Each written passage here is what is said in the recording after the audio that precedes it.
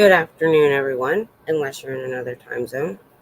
So, today, if you can see the title, I decided not to start the new chapter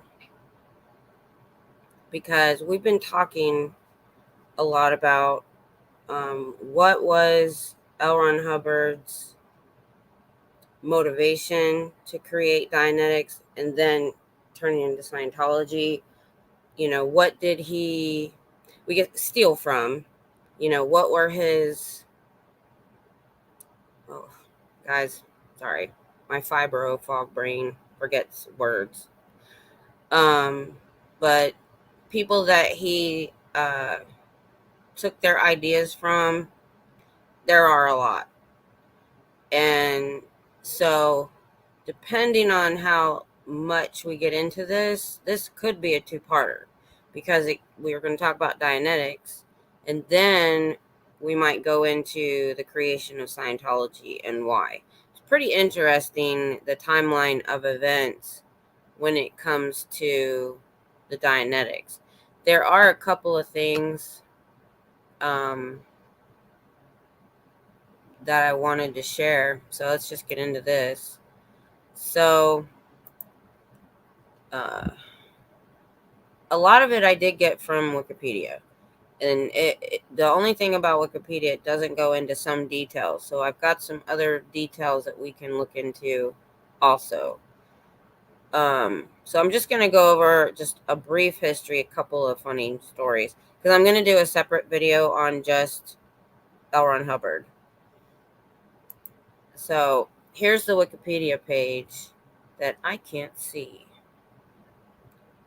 I don't know how to make it available for me to see better. Oh, I won't be able to see chat. I'm going to have to make it full screen so I can read it. Okay. So I did not know his first name was Lafayette. I was just always L Ron Hubbard to me. So pretty much he was a bad student. Oh, it's not letting me scroll. Okay. Stop sharing. Whoa. All right. I'm going to have to do this. How do I make that screen smaller? Sorry, guys. I thought I had this in the bag.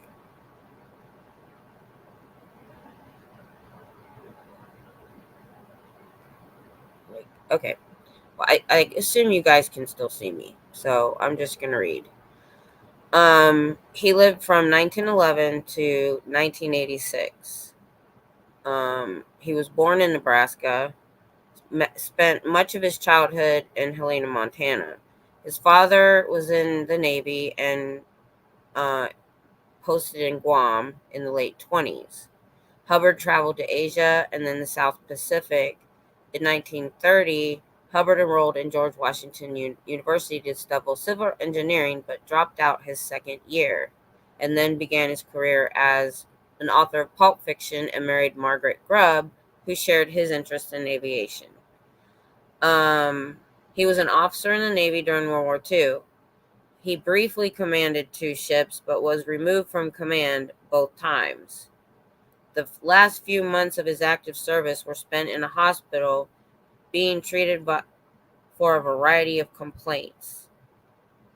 And then in 1953, the first churches of Scientology were founded.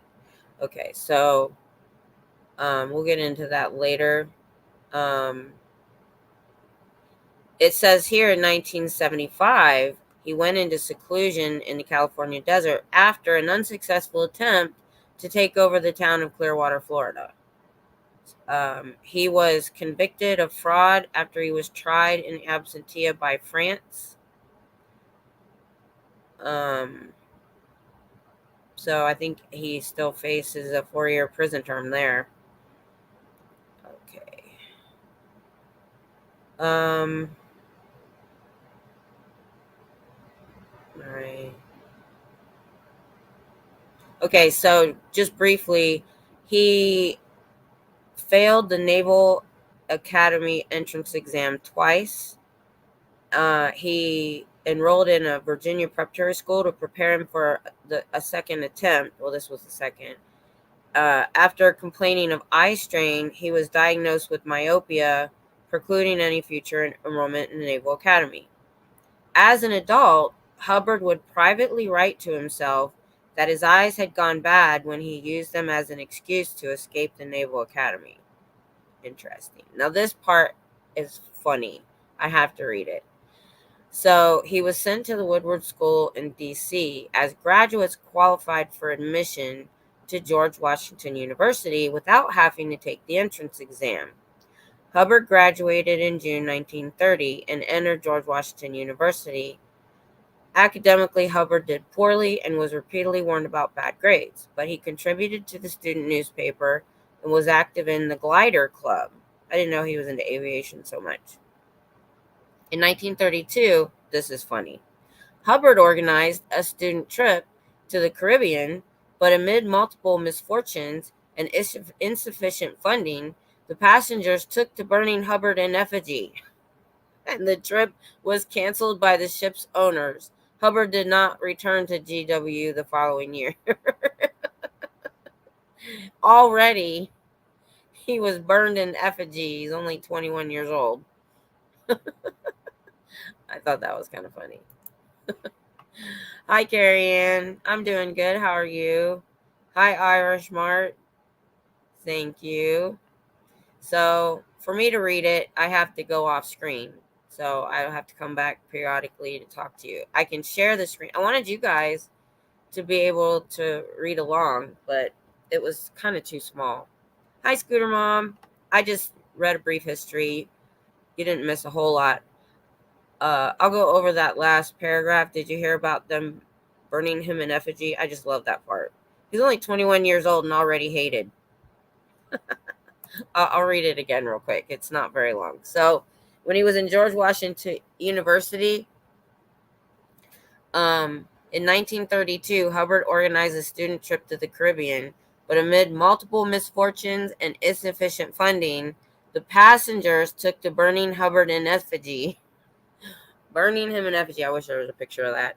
And the trip was canceled by the ship's owners, and he did not return to the school. Most of the 20s and 30s, he lived in D.C. He claimed to have interacted with multiple psychiatrists there. He described his encounter in 23 and 30 with Navy psychiatrist Joseph Thompson.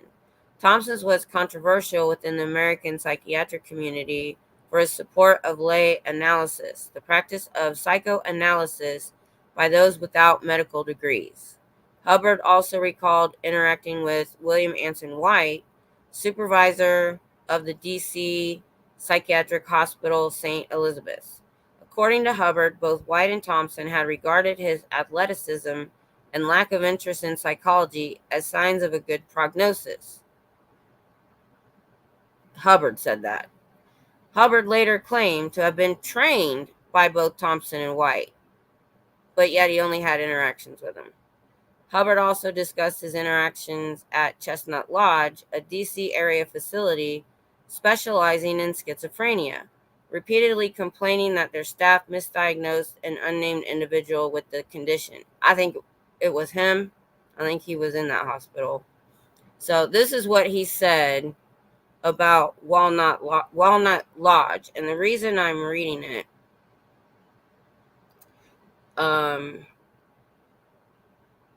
is this where he says it? No, he doesn't say it there.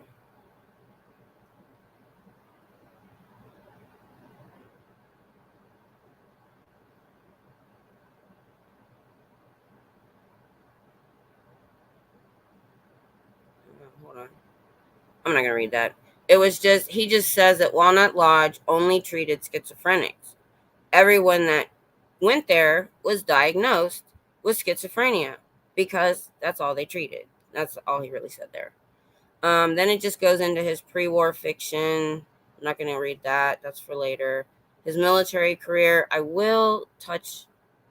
That'll be in his history.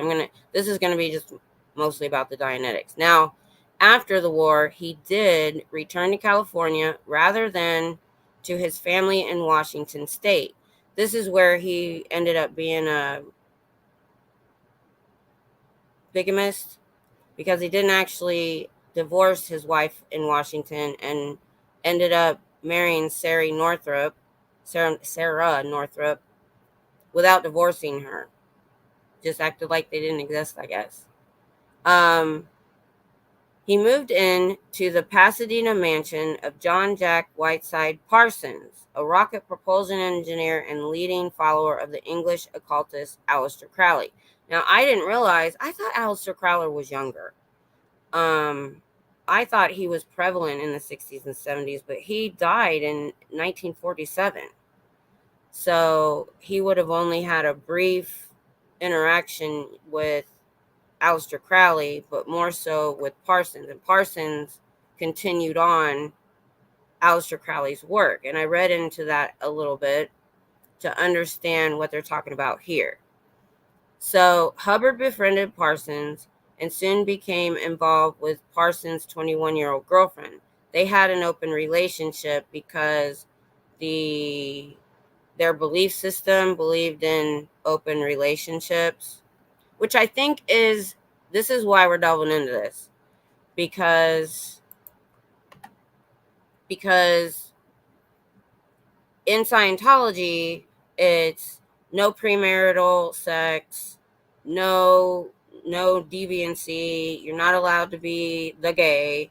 Yet what I read about, it's called Thelema or Thelema, the practice that they followed, and it was pretty much anything goes. And Parsons was said to be possibly bisexual. So, and he was living in his mansion. Yet when he did Dianetics and Scientology, that wasn't okay. Hi, other side. Good to have you here. So I'm just reading a little brief history to show where he got ideas from for Dianetics and then Scientology, which I think it's mind-boggling that he studied black magic and then started a religion, because he was kind of involved in that quite deeply, but later on his biography changed it, and that's going to be interesting. So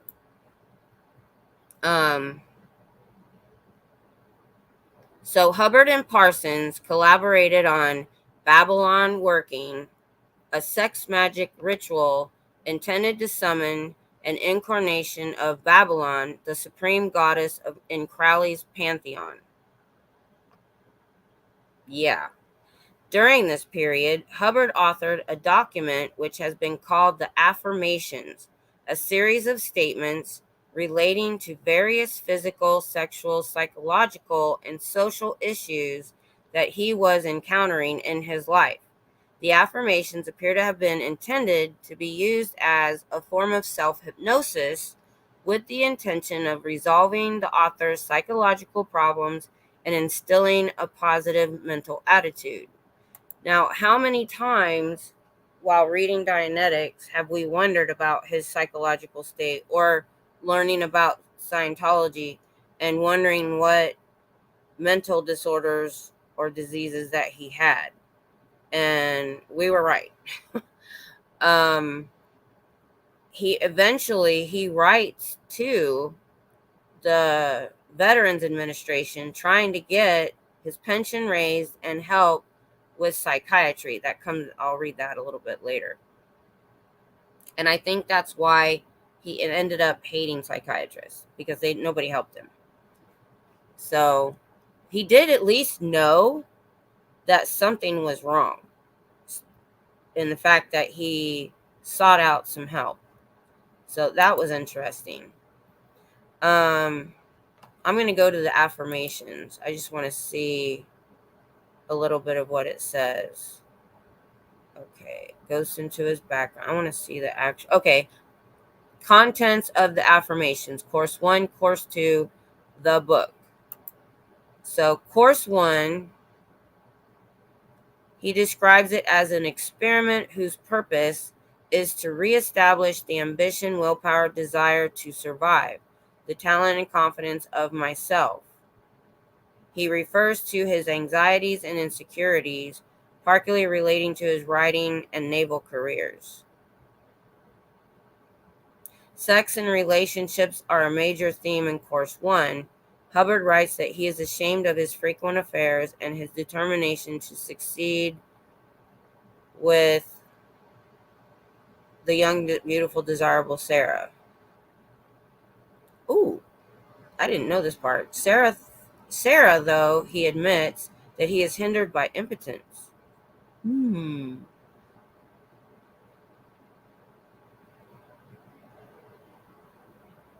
Wow. I don't know if I want to get into this. Wow.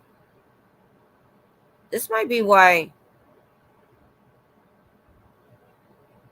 Okay, it just says, my libido is so low, I hardly admire her naked.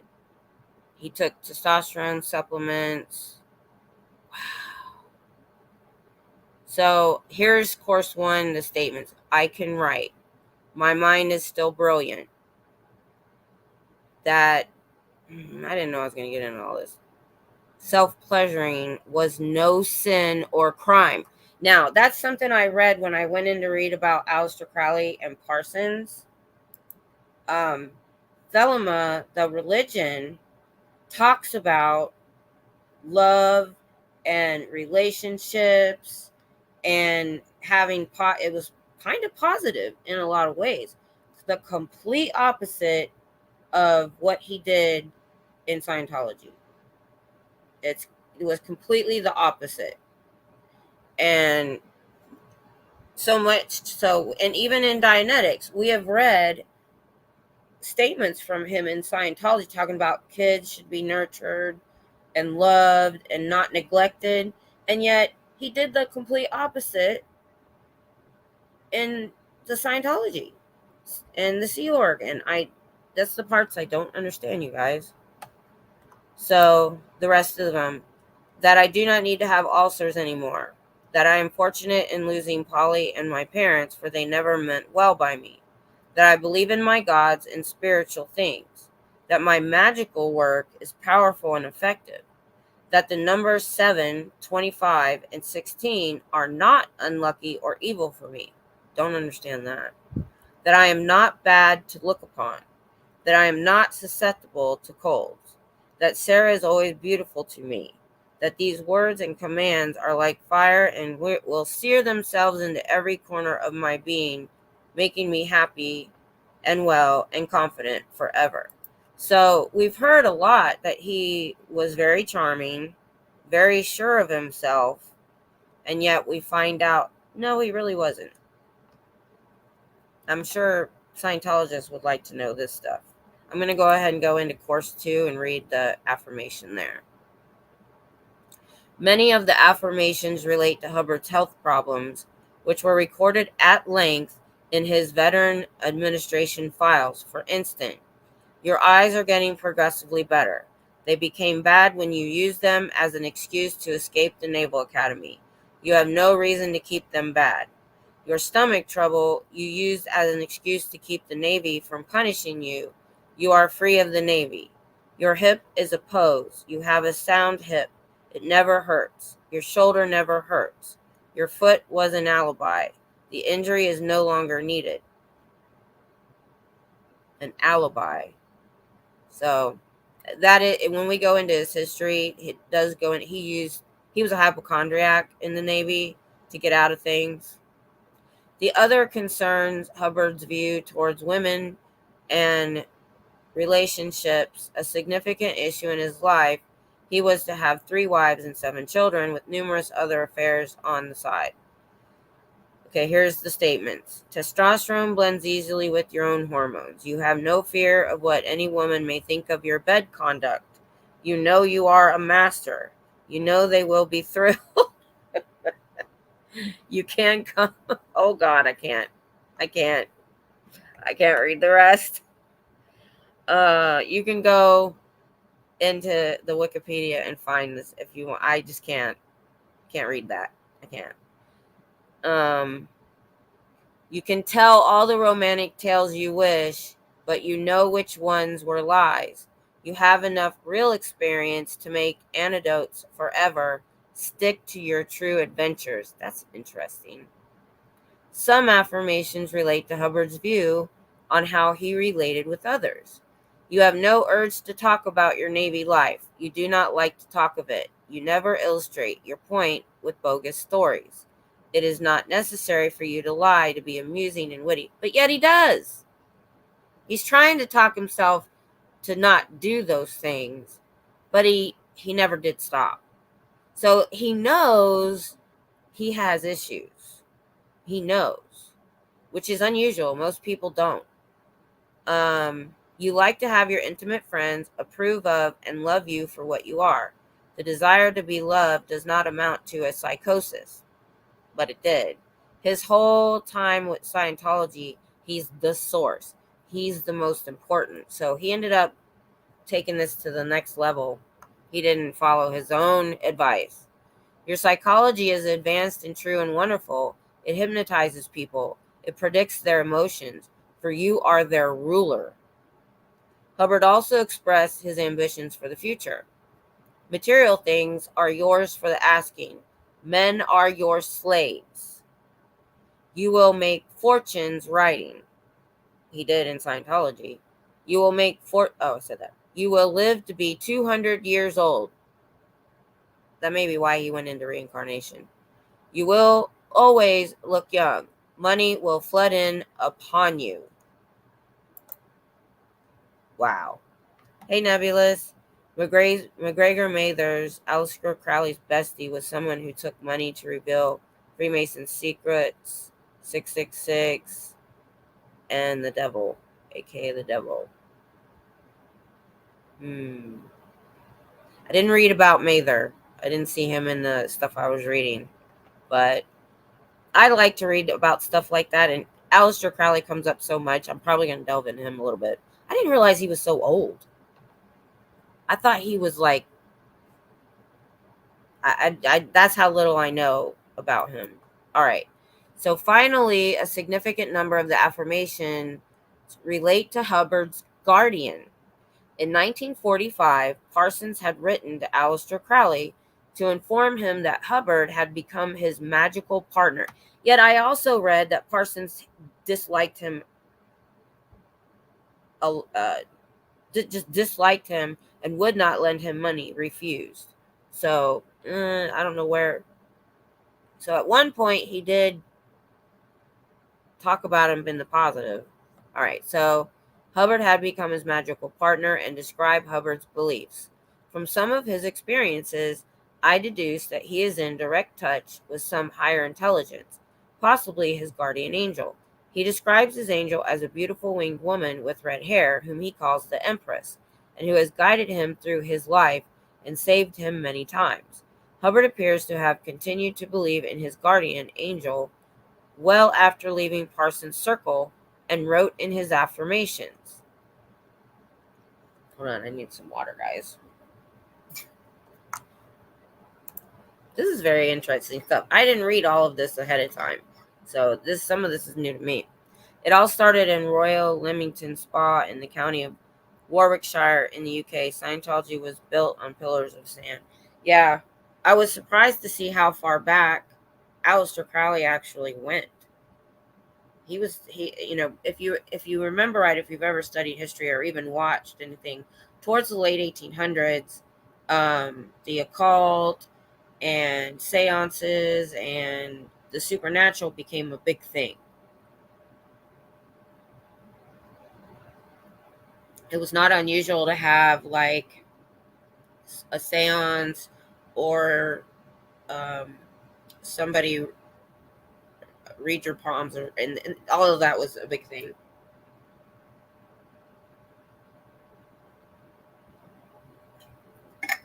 Okay. We might do what I'll do is I'll go into Dianetics, and if it gets to be too long, we'll just move to a second part for where it turns into Scientology. So right now I'm just trying to get where he eventually created Dianetics and why. All right, so now the guardian. Nothing can intervene between you and your guardian. She cannot be displaced because she is too powerful. She does not control you, she advises you.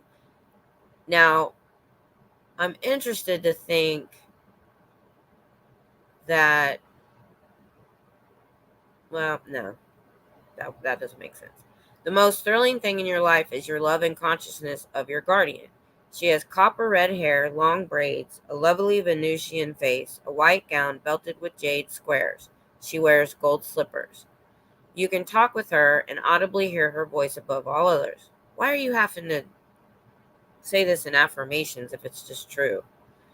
You can do automatic writing whenever you wish. You do not care what comes out on the paper when your guardian dictates. That's interesting. Hence, the back of tarot cards of Crowley has a symbol of the cross of Diana, just like Scientology. Yeah, Diana is possibly the precursor for Dianetics. That was under Jack Parsons, and I'll probably go read that in a minute. But yeah. Okay, the book. So this would be like the last part of the document is titled "The Book," which appears to allude to his authorship in mid-1938 of a still unpublished manuscript called Excalibur, which he refers to as the one commandment of the affirmations. It doesn't say here, but he shopped that book all over and nobody wanted to touch it. They didn't want to publish it. This document lists Hubbard's personal goals, self-compliments, and statements of what he believed or wanted to believe were his extraordinary qualities. For instance, you are radiant like sunlight. You can read music. You are a magnificent writer who has thrilled millions. Ability to drop into a trance state at will. Lack of necessity of following a pulp pattern. You did a fine job in the Navy. No one there is now out to get you. You are psychic. You do not self-pleasure. You do not know anger. Your patience is infinite. Snakes are not dangerous to you. There are no snakes in the bottom of your bed. You believe implicitly in God. You have no doubts of the all-powerful. You believe your guardian perfectly. So Lawrence Wright, in his book Going Clear, that he suggests that in the affirmations, Hubbard is using techniques on himself that he would later develop into Dianetics. He draws parallels with the practice of auditing used in Dianetics and Scientology, noting that affirmations and Dianetics both involve tackling difficult memories that hold back mental and spiritual progress. Okay. And I just lost my page. Hang on. How did I do that? I'm learning to have other things up. All right. Sorry about that. Okay, so we were down here after the war. Okay. Okay.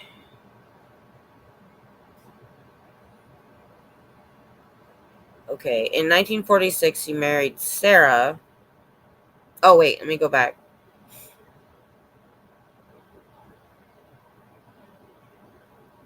Okay, Parsons, Hubbard, and Sarah invested nearly their entire savings, the vast majority contributed by Parsons and Sarah, in a plan for Hubbard and Sarah to buy yachts on the East Coast and sell them on the West Coast. Hubbard had a different idea, writing to the U.S. Navy requesting permission to undertake a world cruise. Parsons attempted to recover his money by obtaining an injunction to prevent Hubbard and Sarah leaving the country or disposing of the remnants of his assets, but ultimately only received a $2,900 promissory note from Hubbard. Parsons returned home shattered and was forced to sell his mansion. So this is a common occurrence in his life that I'll go into in his history, where he just uses everybody and they end up hating him. Nothing to do with Christianity, moreover, a mockery and plain. Oh, wait, go back. I wonder if his mother was a redhead. That's an interesting thought. Nothing to do with Christianity, moreover, a mockery in plain sight. I know, because everything he did had absolutely nothing to do with Christianity, yet he said he believed in a God. We don't know which God. So, all right. So, let's see. Hubbard in 40. Oh, he resumed his fiction writing to supplement his small disability allowance. Hubbard returned to writing for Astounding. Now, this is interesting. He wrote, they serialized his novel called The End Is Not Yet, about a young nuclear physicist who tries to stop a world takeover by building a new philosophical system. Then they serialized Old Doc Methuselah, the first in a series about the soldiers of light, supremely skilled, extremely long-lived physicians.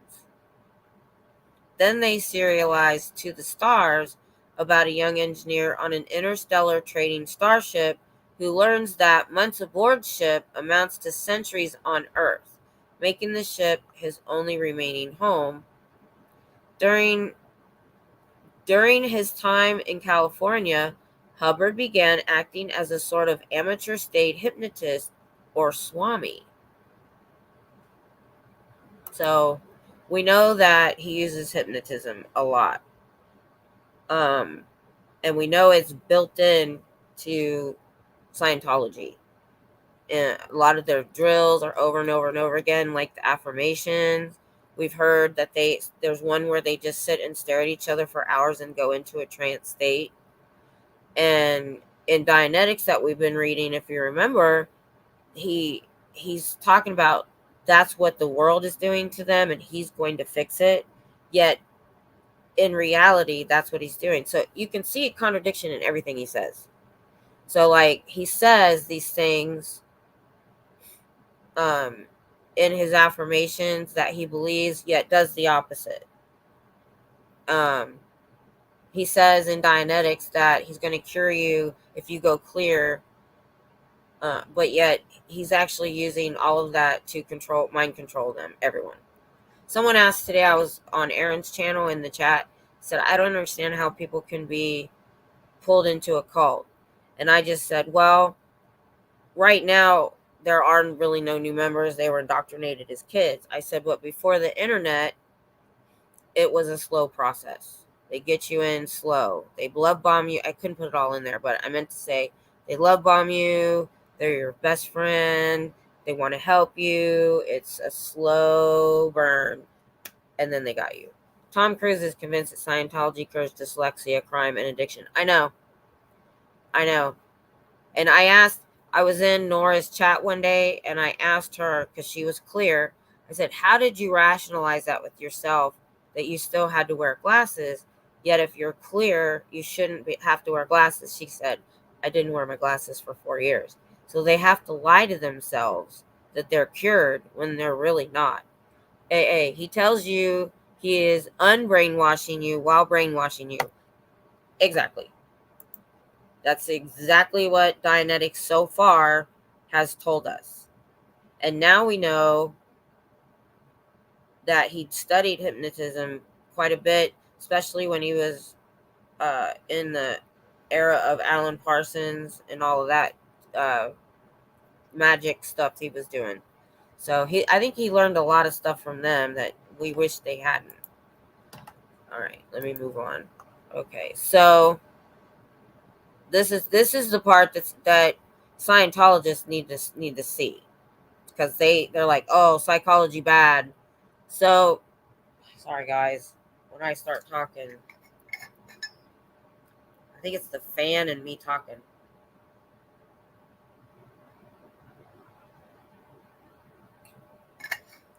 I wish I could turn the fan off so you guys don't have to hear it, but I would die. Okay. Hubbard repeatedly wrote to the Veterans Administration asking for an increase in his war pension. Finally, in October 1947, he wrote to request psychiatric treatment. This is what he wrote. After trying and failing for 2 years to regain my equilibrium in civil life, I am utterly unable to approach anything like my own competence.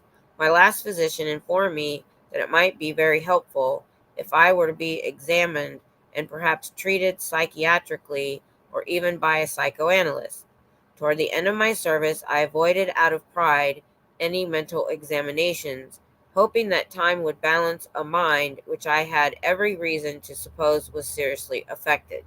I cannot account for nor rise above long periods of moroseness and suicidal inclinations, and have newly come to realize that I must first triumph above this before I can hope to rehabilitate myself at all.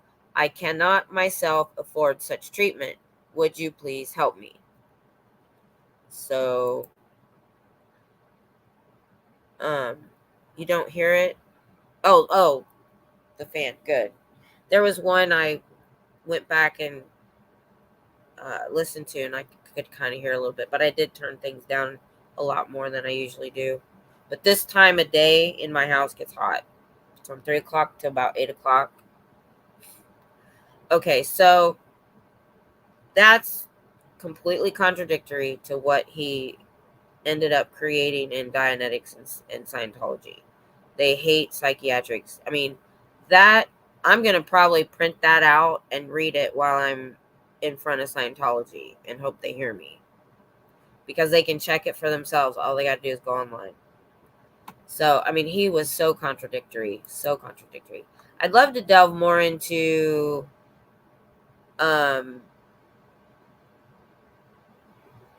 the stuff with Aleister Crowley and Parsons, but I am going to read just the basic beliefs of the Thelema religion is what is Aleister Crowley and Jack Parsons followed.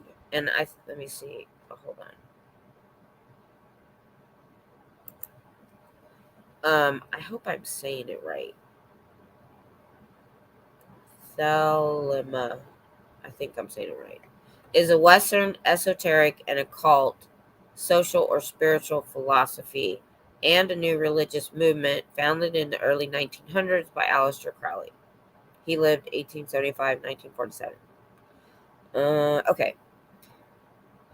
The central to Thelema is the concept of discovering and following one's true will, a unique purpose that transcends ordinary desires. Crowley's system began with the Book of Law. I don't need to go into that. This work outlines key principles, including the axiom, "Do what thou wilt shall be the whole of the law," emphasizing personal freedom and the pursuit of one's true path, guided by love. I don't know how he took that and turned that into Scientology. True will is a foundational concept in Thelema. It represents the intrinsic and divine purpose unique to each individual. I said that already. Transcending mere personal desires and societal expectations. So I think that might be something he pulled out of it. Transcending personal desires and societal expectations. And we read in his affirmations that he was very, very concerned about what society thought of him. And if he could have learned to not care about that and do whatever the heck he wanted to do, which he did. So,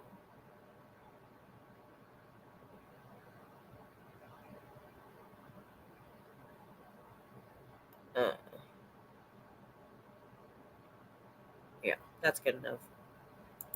Okay, so the VA eventually did increase his pension, but his money problems continued. In summer of 1948, Hubbard was arrested by San Luis Obispo sheriff on a charge of petty theft for passing a fraudulent check.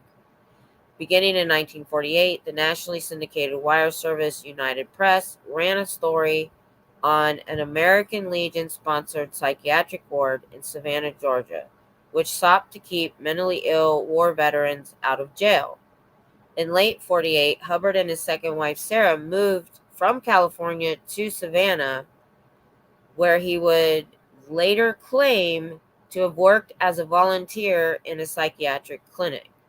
Hubbard claimed he had processed an awful lot of Negroes. I don't know why that was important. And wrote of having observed a psychiatrist using the threat of institutionalization in a state hospital to solicit funds from a patient's husband. In letters to friends sent from Savannah, Hubbard began to make the first public mentions of what was to become Dianetics. So here we go. We're in Dianetics now. Catch up. LRH allegedly was popping pink and gray pills. Yeah, it even says it in this article that he was on psychiatric medications, which all of Scientology is do as I say, not as I do. It's the complete opposite of what everything he did. Despite getting kicked out of every country with his cult of Thelma. Yeah. I'm gonna I won't do it instead. Oh, sorry, Dianetics. But if you guys want to have a discussion on Aleister Crowley and all of that, maybe we'll do a separate thing. Because I love all kinds of weird stuff like that. Just learning about it and people's. That's why I'm so into the Dianetics, because I like to get in people's brains and put myself in their shoes and figure out, why are they doing what they're doing. Like I don't know if y'all heard, but I did say recently that before I wanted to be a teacher, that was when I got a little older. When I was younger, in high school, I wanted to go into psychology, but I wanted to go into research. I wanted to research like the brains of serial killers or, the criminally insane. And they've already done it. They've already figured out their brains are wired differently. So a lot of those people are born that way. So, and I've dealt personally with a couple of people like that. And I could see it. I could see in their eyes that they were missing something. That they were missing something tangible that most of us have. And that was weird. All right, we're getting into the Dianetics. So I just went over all of that other stuff to see where he was coming from, what he had studied and was into before he decided on Dianetics. So this is the Dianetics era. Inspired by science fiction of his friend Robert Heinlein, Hubbard announced plans to write a book which would claim to make supermen. Hubbard announced to the public that there existed a superhuman condition which he called the state of clear. He claimed people in that state would have perfectly functioning mind with improved intelligence. Sorry, my nose is running. Sorry. Oh, where was I? That he claimed that people in the state would have a perfectly functioning mind with an improved intelligent quotient, IQ, and photographic memory. The clear would be cured of physical ailments ranging from poor eyesight to the common cold, which Hubbard asserted were purely psychosomatic. We've already read all of that in Scientology. Or in Dianetics, I mean. Hang on just a second, you guys. I've got to use my name.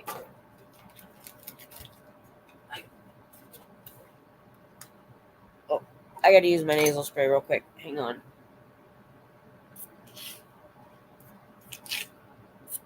And I just got super stuffy when I started reading. Sorry. Okay. You are right. Hypnosis, deep programming control is the dark Dianetic side of mentally pose on his victims. Yep. That's what we're finding out. I hope people in Scientology under the radar find this stuff, because they might get an aha moment, I hope. Okay, so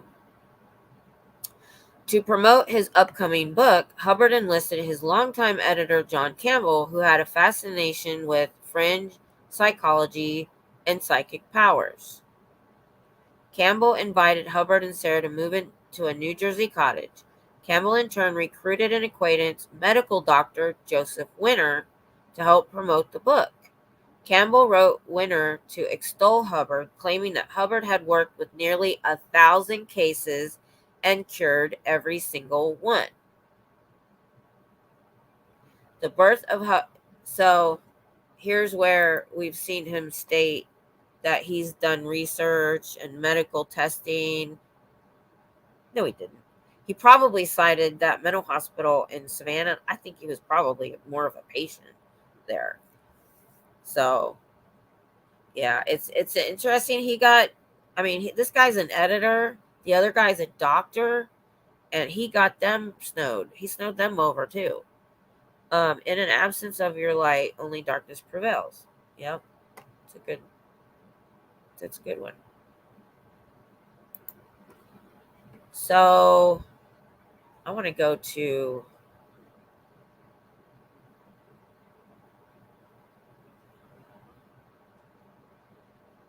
Hold on, I'm reading the actual letter.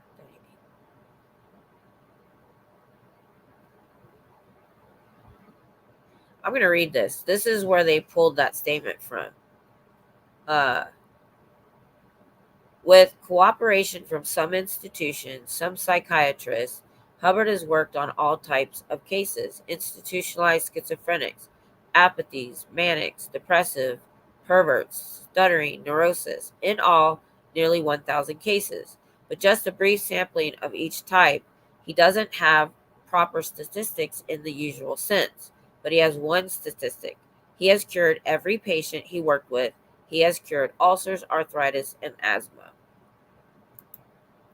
How did he get people to believe this stuff? I mean, this was the 40s and 50s. We're in the. Actually, it was the 40s because I found out he published Dianetics in 1950.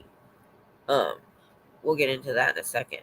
So, I mean, late 40s, there was a lot of sci-fi going on.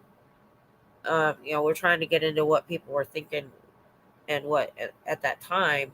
Mental health was hidden a lot of times if anybody was having trouble. And if you got put in an insane asylum, those places were horrible. Just horrible places. And that might also be why he hates it. He talks about the horrible things they do to people in there.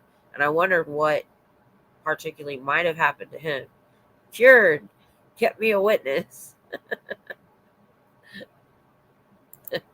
Yeah, he just said, "Oh, I cured 1,000 people." Oh, okay. Well, let's get you a book out. Get some more people in there. Oh, I'm so stuffy, guys. I was not stuffy before I started. Okay. The birth of Hubbard's second daughter, Alexis Valerie, delivered by Winter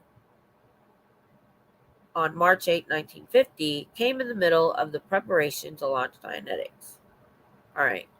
So the basic content of Dianetics. Hold on. Hang on just a second. I think I skipped it where they talk about what his psychosis is. And we really was interested in that.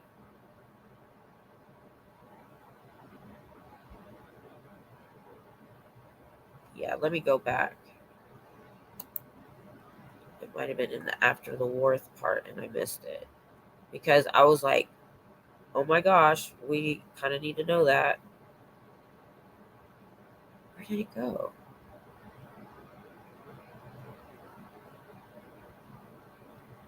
Sorry.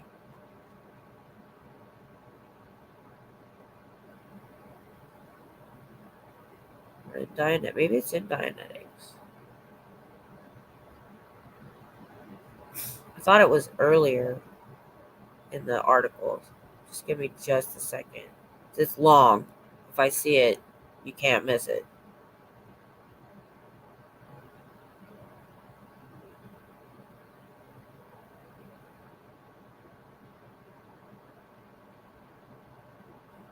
can't I find it?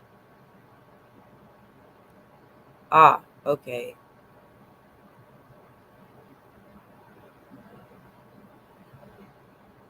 Okay. I'm still scrolling. I thought it was early in the article.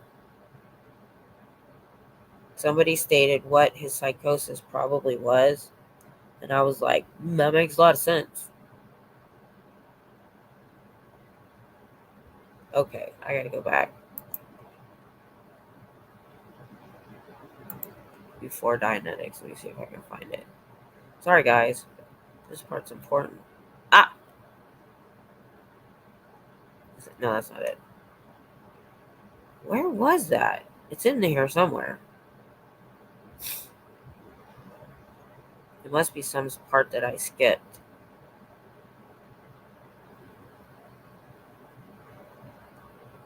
Huh. Because you can, it's one of those that's highlighted so you can click on it and it explains it in more detail.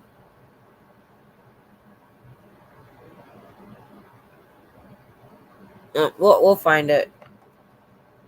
I'm kind of irritated because I thought for sure it was in the beginning of the article. I've gone through the whole thing and I can't find it.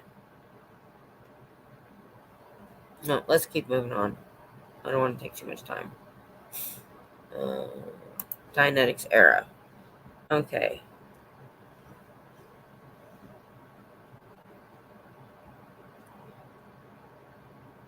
All right. The basic contents of Dianetics was a retelling of analytic theory geared for a mass market English speaking audience. Like Freud, Hubbard taught that the brain recorded memories or engrams which were stored in the unconscious mind, which Hubbard restyled the reactive mind. Past memories could be triggered later in life, causing psychological, emotional, or even physical problems. By sharing their memories with a friendly listener or auditor, a person could overcome their past pain and thus cure themselves. Through Dianetics, Hubbard claimed that most illnesses were psychosomatic and caused by engrams, including arthritis, dermatitis, allergies, asthma, coronary difficulties, eye trouble, bursitis, ulcers, sinusitis, and migraine headaches. He further claimed that Dianetic therapy could treat these illnesses and also included cancer and diabetes as conditions that Dianetic research was focused on. Now, I do know that those claims were taken out later when there were changes made. Um, I guess they were more gullible back then. I think so, in that they had no way to really uh, check his his ideas anywhere. So, and the fact that he had a doctor and a publicist or publisher, I think it made him look legitimate. Nebulous. An area of his brain was affected, hence prolific writer of pulp fiction. Yeah. That's something that I wanted to. There's a couple true crime people that they're not trying to say that it's an excuse, but they do try to look back in the history of somebody that commits a horrible crime. If they had a childhood head injury, and has if anyone's watched The Expanse, there's a character on The Expanse who had some sort of brain injury when he was born or by the time he was 5, and he has no emotions, but he knows it. So he tries to latch on to people that he sees are doing good and make good decisions. So he attaches himself to one of those people to hope to kind of have an anchor and somebody to give him perspective on how he should be acting. So he knew he had a problem and tried to find. So even, you know, we find out that even LRH, he knew he had an issue and he tried to fix it. And then eventually, I guess he just said F it and made a religion instead. All right.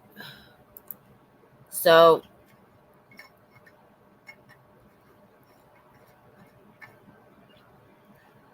All right. Accompanied by an article in Astounding's May 1950 issue. Now, this is the magazine that he wrote for. It was like sci-fi. Dianetics, the Modern Science of Mental Health, was released on May 9th. Although Dianetics was poorly received by the press and the scientific and medical professions, the book was an immediate commercial success and sparked a nationwide cult of incredible proportions. 500 Dianetics auditing groups were set up across the United States, and Hubbard established the Hubbard Dianetic Research Foundation. Financial controls were lax, and Hubbard himself took large sums with no explanation of what he was doing with it. So now he's making some money. And, all right. Now, this is my, what was the date? So this is May of 1950.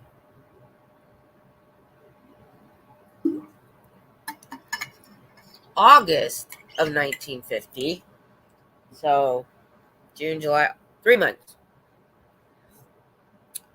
Dianetics lost public credibility on August 10th when a presentation by Hubbard before an audience of 6,000 at the Shrine Auditorium in Los Angeles failed disastrously. He introduced a woman named Sonia Bianca and told the audience that as a result of undergoing Dianetic therapy, she now possessed perfect recall, only for her to forget the color of Hubbard's necktie. A large part of the audience walked out, and the debacle was publicized by popular science writer Martin Gardner. On September 3rd, psychologist Erich Fromm publicly derided Dianetics as a mixture of some oversimplified truths, half-truths, and plain absurdities. Fromm criticized the writing as propagandistic and likened it to the quack field of patent medicines. By late 1950, Hubbard's foundations were in financial crisis. Hubbard's publisher, Arthur Ceppos, his longtime promoter, Joseph Campbell, and medical doctor turned Dianetics endorser, Joseph Winter, all resigned under acrimonious circumstances. So originally, it only lasted for 3 months. A European dictator also wrote a book, made millions, and started a world war on his profits. Yeah, I know. And I've said a lot while we're reading Dianetics and about the way that their propaganda works, that I believe because L Ron Hubbard was an adult during World War II, I think he studied Adolf and studied, the guy controlled a whole country and got at least half the country to believe his BS. And, and they had the snitch culture. And there is a part where they caught, it was something else I was reading on the side that said that he likened the Sea Org to, it may say it in this article, but he likened the Sea Org to the can't say that name, Adolf's youth. If you guys know anything about World War II in Germany, they took young people and put uniforms on them and indoctrinated them. And so that's what the Sea Org, it was modeled after the Navy and that. So now I know for a fact he did study, and he studied how did one man control the thoughts of a whole country.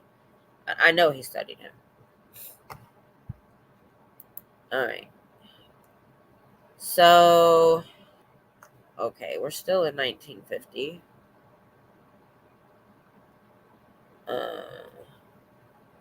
Do I want to read every single part of this? Yeah, I want to read this. Okay. In late 1950, Hubbard began an affair with employee Barbara Clouden, prompting Sarah to start her own affair with Miles Hollister. February 1951, Sarah and her lover consulted with a psychiatrist about Hubbard, who advised that Sarah was in grave danger and Hubbard should be institutionalized. The trio telephoned Jack Maloney, the head of the Hubbard's Foundation in Elizabeth, New Jersey, to request funding for the hospitalization. Maloney informed Hubbard of the plans to institutionalize him. Now, see, if he'd have shut up, we wouldn't be here right now.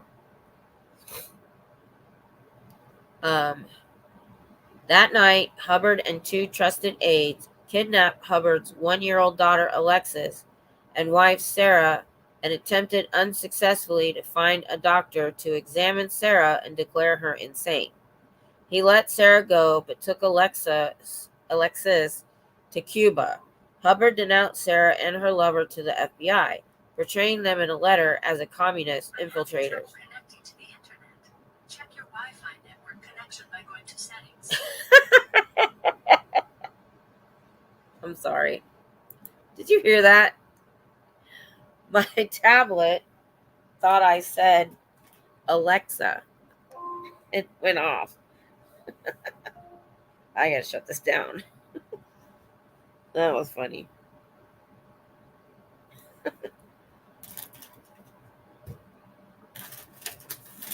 Okay. Epstein wore a Navy-type uniform to a royal party for Princess Beatrix, though nothing to do with the U.S. Navy. That's weird. That's very weird. Okay. Where was I? He let Sarah go, but took Alexis. I said all that. And infiltrators. An agent annotated his correspondence with Hubbard with the comment, "Appears mental." On April 12th, Sarah's story was published in the press, leading to headlines such as "Ron Hubbard insane," says his wife. Hubbard's first wife evidently saw the headlines and wrote to Sarah on May 2nd offering her support. "Ron is not normal.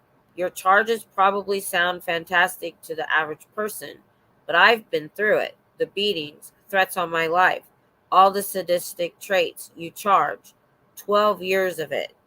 In June, Sarah finally secured the return of her daughter by agreeing to a settlement in which she signed a statement written by Hubbard declaring that she had been misrepresented in the press and that she had always believed he was a fine and brilliant man. Oh, man, this guy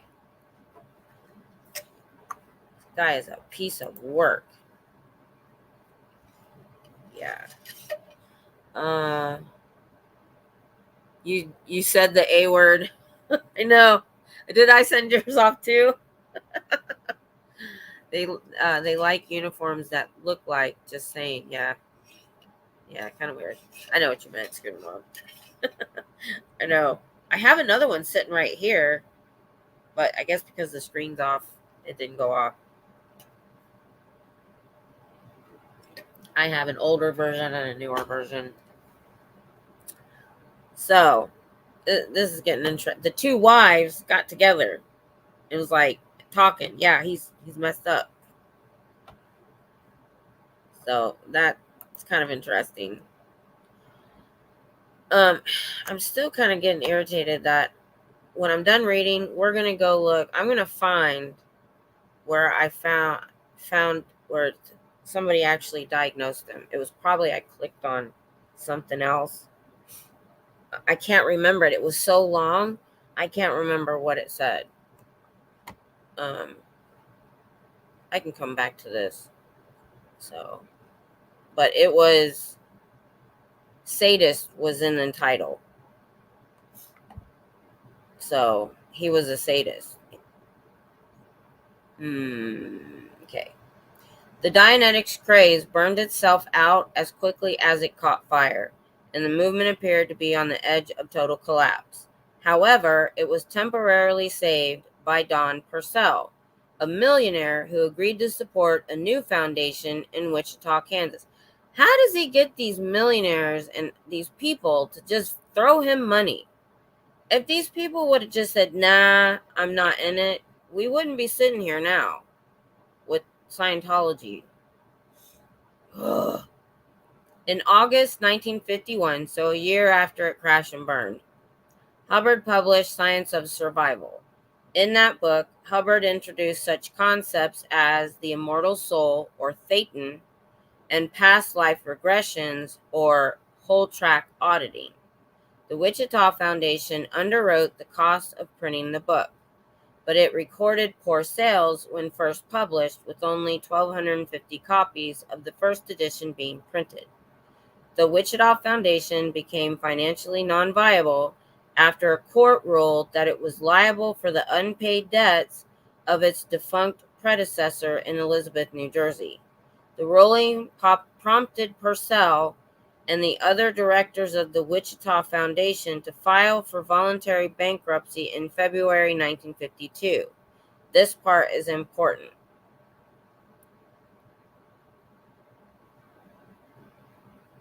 Oh no, it's not there yet. We're not there yet. Hold on. Hubbard resigned immediately and accused Purcell of having been bribed by the American Medical Association to destroy Dianetics. Hubbard emptied the Wichita Foundation's bank accounts in part through forgery. Okay. Now, here it is. So, because of the bankruptcy, Hubbard lost the rights to Dianetics. So now he can't print that book or use that book. He does not have the rights. So this is why he has to pivot to Scientology. Now, we've been on here for an hour. I don't know if you guys want to keep going or not. Let's see. This doesn't surprise me. He definitely seems to be a sadist. Yeah. One of the ports where they were jumping into sewer water as punishment would agree with such diagnosis. I know. And the cleaning with the toothbrush. And on the ship, they put a Sea Org child, 8 years old. I can't remember the exact, 5 or 8, in the chain locker. Now, if you've never been on a ship, which I have in Navy ROTC, the chain locker is usually towards the front of the ship where the anchor is, or whichever, and it's just a metal room with these huge chains, and it's dark and cavernous. Could you imagine putting a child in there and locking them in? And I think they locked them in the dark. I mean, talk about messing that kid up. I'm like, yeah. So since we're into going into Scientology, either we can keep going and I'll just cut it into 2 pieces, so people, because nobody wants to watch 2 hours usually. I'm gonna keep going because I know why I don't have a lot of people today. Because when I was on Aaron, he said he was gonna go live at 3 o'clock. I was like, oh crap. So, let me go look for that diagnosis. Bro, just give me a minute. I gotta figure out where I clicked to find it.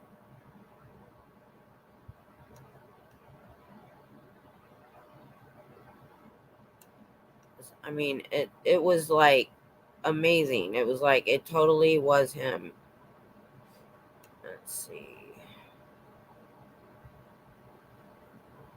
Okay.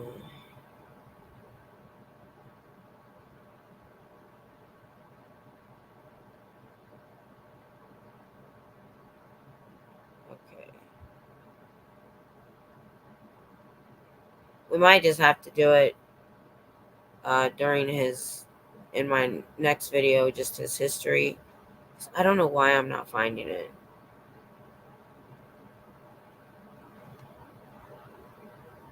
It's driving me crazy.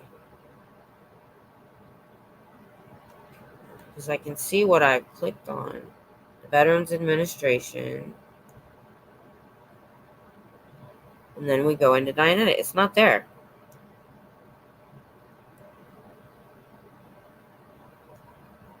So, man, it's driving me crazy. You know what? Let me search it. So we were at Pivot to Scientology. All right. I'm going to find it real quick. Let me Google it. Oh, these are my computer glasses. I want to tell. That's the whole point of doing this, was to find out his motivations, and we were always talking about what his psychosis is. What was L Ron Hubbard's mental illness?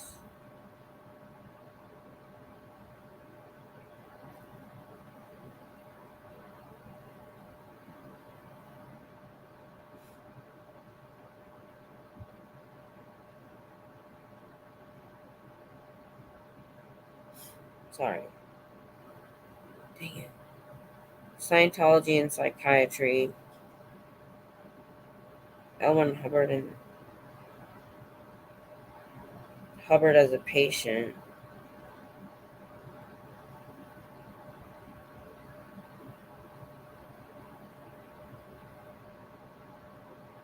Oh, this is a good. It just goes into all the psychiatric stuff that he did.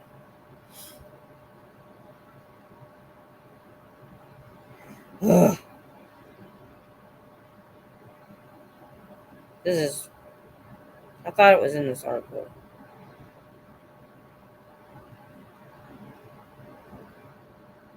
And I should have got it better on Google. Should have gave it to me.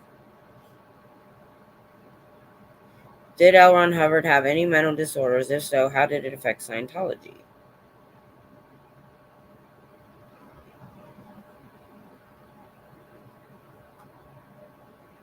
Two experts diagnosed him with paranoid schizophrenia. That wasn't it. Much of Hubbard's life revolved around his intimate problems, and he dabbled in the black magic. Um, I cannot find it.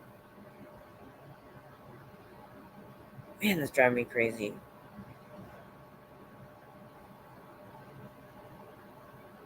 It was there. I found it.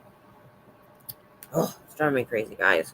Anyone who promoted cigarettes as a cure for cancer just proves that either they are jaded or scientific research and evidential proof is. He didn't have no proof. We know he just made stuff up the whole time. The whole time. I wonder if I wrote it in my notes. Hold on, let me check my notes. I did write some things down. Let's see. Did I write it down?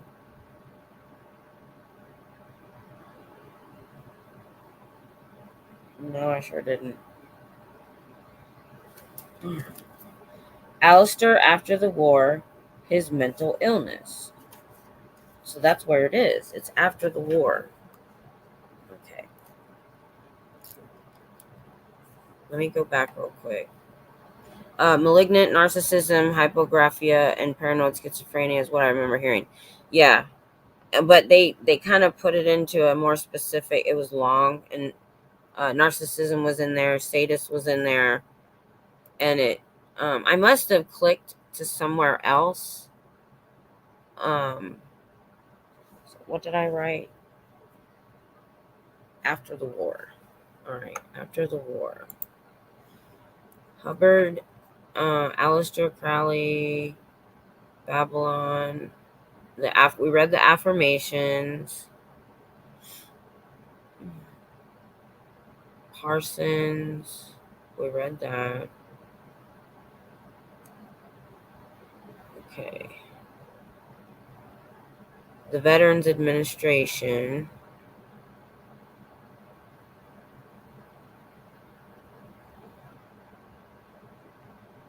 We read that. Where did I click to find that? No, not there. Wow, this is driving me crazy. Driving me crazy. I'm gonna check one more time. I'm gonna try to search. If I can't find it, I'll bring it up next week.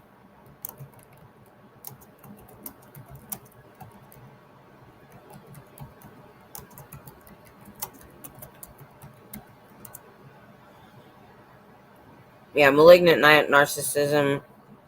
He had a personality disorder known as malignant narcissism, but they added to that sadist and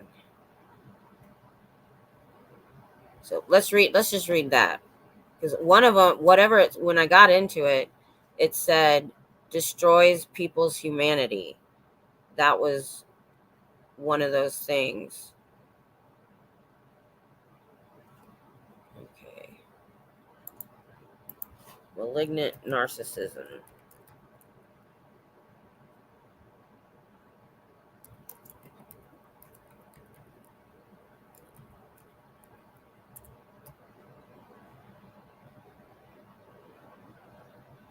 Oh, spelled malignant wrong. Malignant. Oh, I can't spell today. There it is. Definition. Okay. Malignant narcissism is a psychological syndrome comprising a mix, here it is, of narcissism, antisocial behavior, sadism, and paranoid outlook on life. That's what it was. I looked up malignant narcissism. Okay, because this is very interesting. I don't want the relation to other concepts. I don't want that. Early use proposal as a diagnosis. I don't want to get into all that. Psychoanalyst first proposed malignant narcissism as a psychiatric diagnosis in 1984. He described malignant narcissism as a syndrome characterized by a narcissistic personality disorder, antisocial features, paranoid traits, and egocentric aggression. Other symptoms may include an absence of conscience, a psychological need for power, and a sense of important grandiosity. Now, that one didn't have the sadist in it.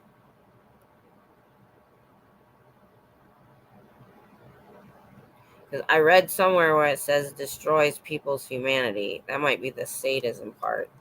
Let's go back up. I'll click on that. Sadism. Okay, sadism.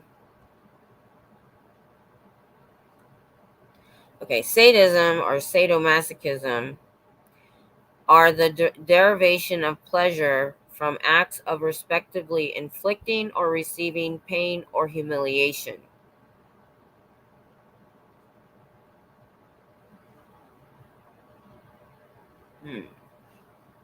So, there you go. And I somehow found somebody just like him in David Miscavige. So, I know, sounds like DM too. Yeah, David Miscavige.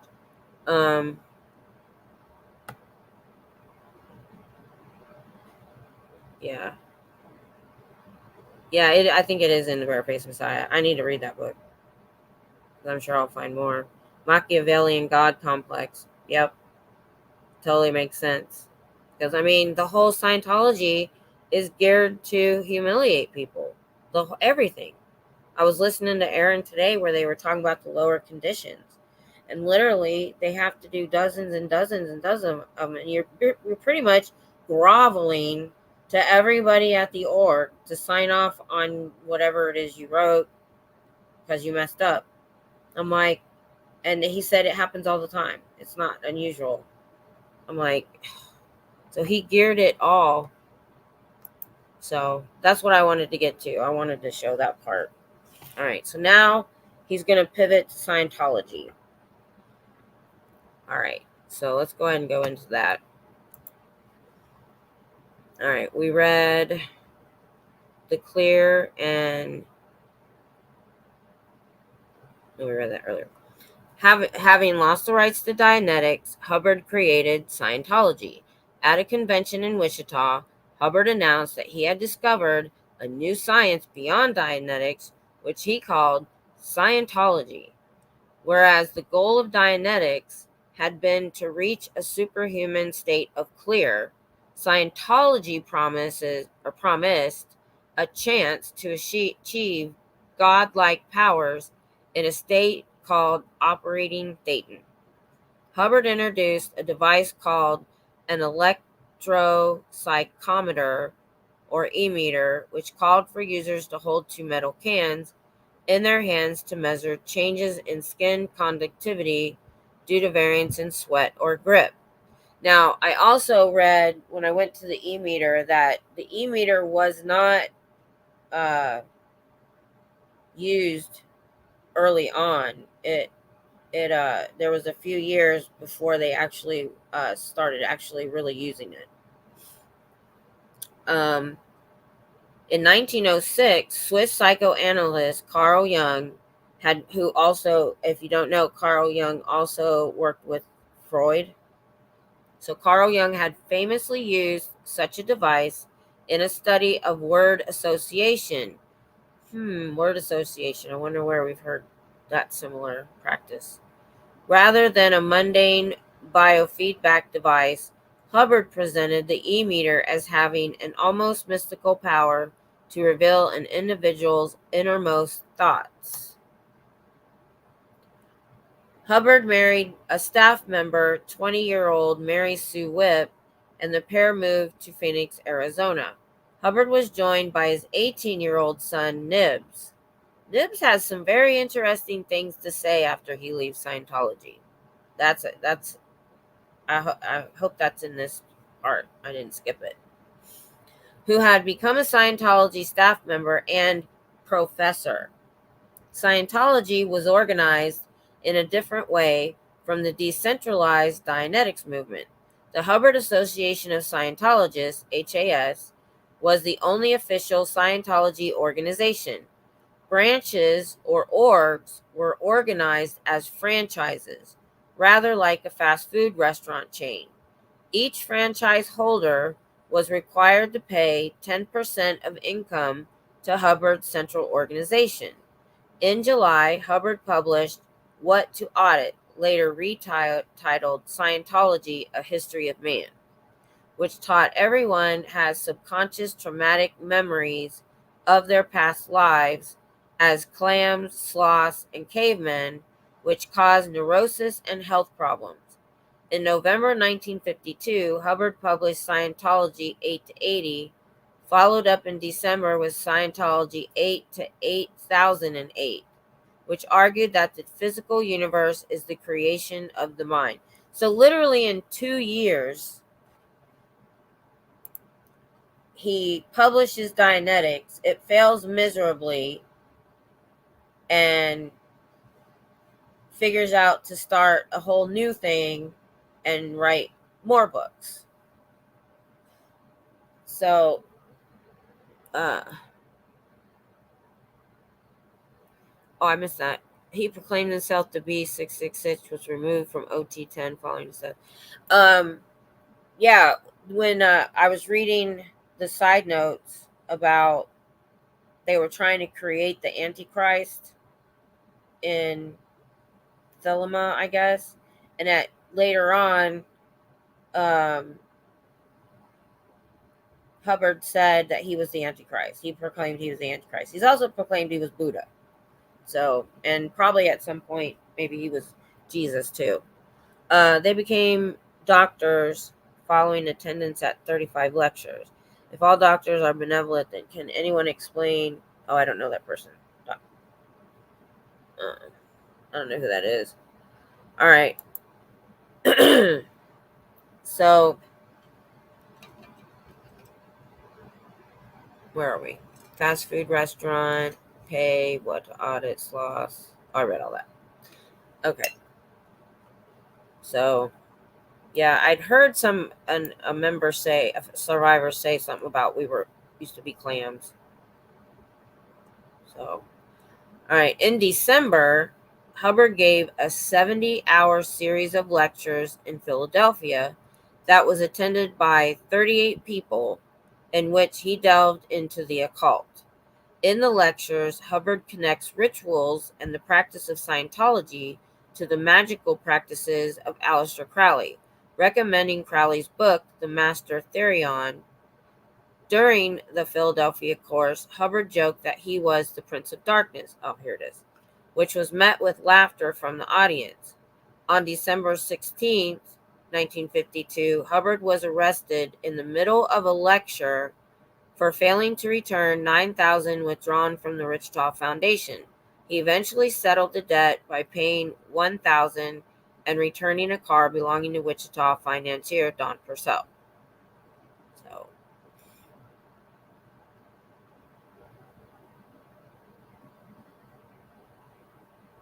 something else. Okay.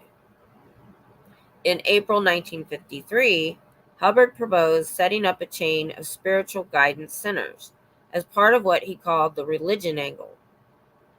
Here we go. On December 18, 1953, Hubbard incorporated the Church of Scientology in Camden, New Jersey.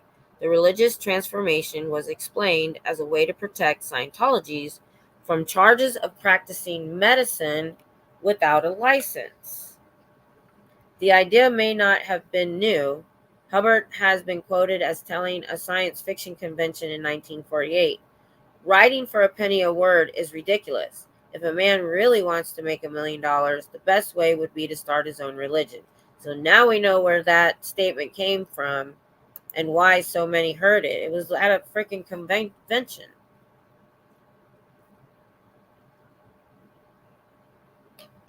Have I gotten everybody's comments? I just want to make sure. Okay. So that's he told a whole convention that. I wonder. I didn't realize how much of Nexium, that cult, was pulled from Scientology. It comes up. Okay. Now we're in the Church of Scientology era. Now we're in it for reals. Okay, so 1954, the IRS recognized the Church of Scientology of California as a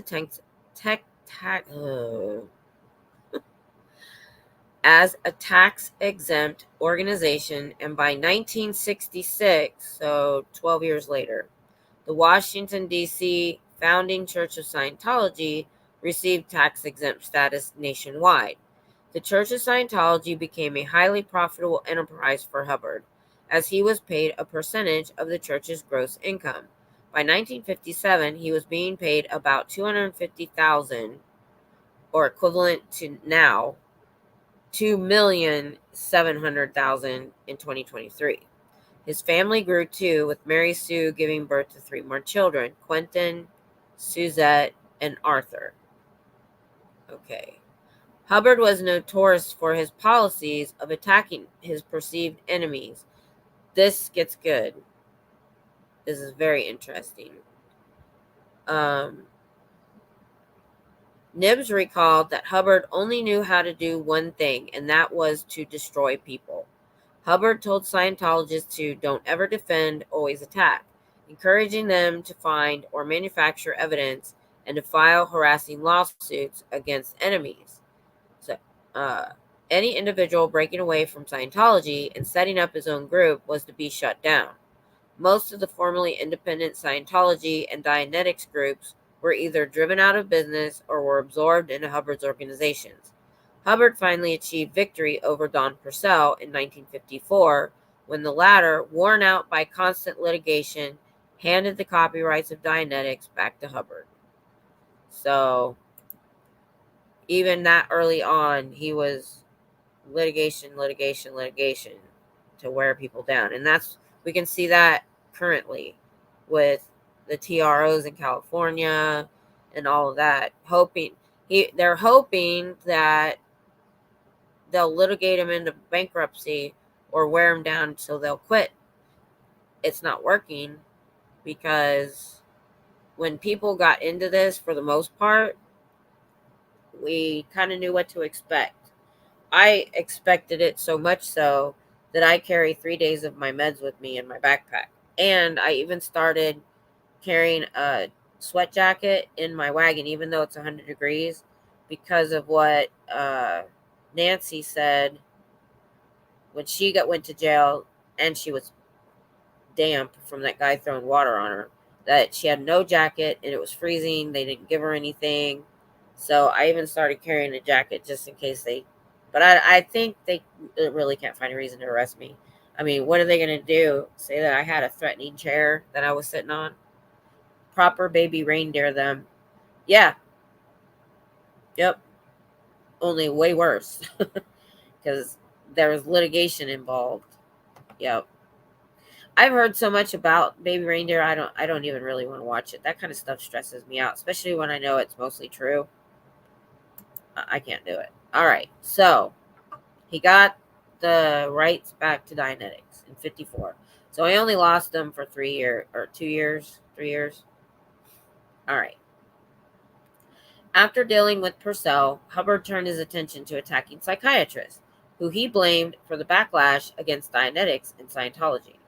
In 1955, Hubbard authored a text titled Brainwashing, a synthesis of the Russian textbook on psychopolitics, which he probably studied and he used, which purported to be a secret manual linking psychiatry and communism written by a Soviet secret police chief. Hubbard founded the National Academy of American Psychology, which sought to issue a loyalty oath to psychologists and psychiatrists. Those who opposed the oath were to be labeled subversive psychiatrists, while those who merely refused to sign the oath would be labeled potentially subversive. Hubbard denounced psychiatric abuses, writing that psychoanalysis had been superseded by tyrannous sadism practiced by unprincipled men, wrote Hubbard. So he's talking about himself, really. He's projecting. This part right here got me because it's actually true. Because it's probably why so many people flock to Scientology. Today, men who call themselves analysts are merely sawing out patients' brains, shocking them with murderous drugs, striking them with high voltages, burying them underneath mounds of ice, placing them in restraints, sterilizing them, and generally conducting themselves much as their patients would were they given the chance. So we talk a lot about what people's mindset was in the 50s when this got big, 60s, 70s, and there's a proper explanation. He made it sound, horrible, but it was. That's what they had to look forward to if they went into an asylum. So nobody wanted to say, hey, I got mental illness. So when he came out with a new psychotherapy, I could see why people flocked to it. And they flocked and they stayed, and then he controlled them to make them stay. Then they had kids, and that's who we're dealing with now, who are escaping and maybe still in. Okay, so that kind of makes sense. I mean, it was a scary time. In 1956, Hubbard released Fundamentals of Thought, which teaches that life is a game and divides people into pieces, players, and game makers.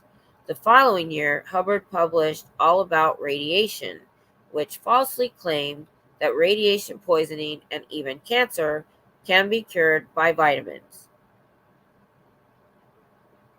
For real? In 1958, amid widespread interest in the Bridie Murphy case, Hubbard authored Have You Lived Before This Life, a collection of past life regressions. I want to know what this Bridie Murphy thing is real quick.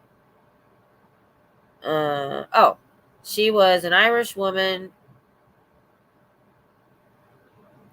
who claimed to be in a past life. The case was investigated by researchers and concluded to be the result of cryptomnesia.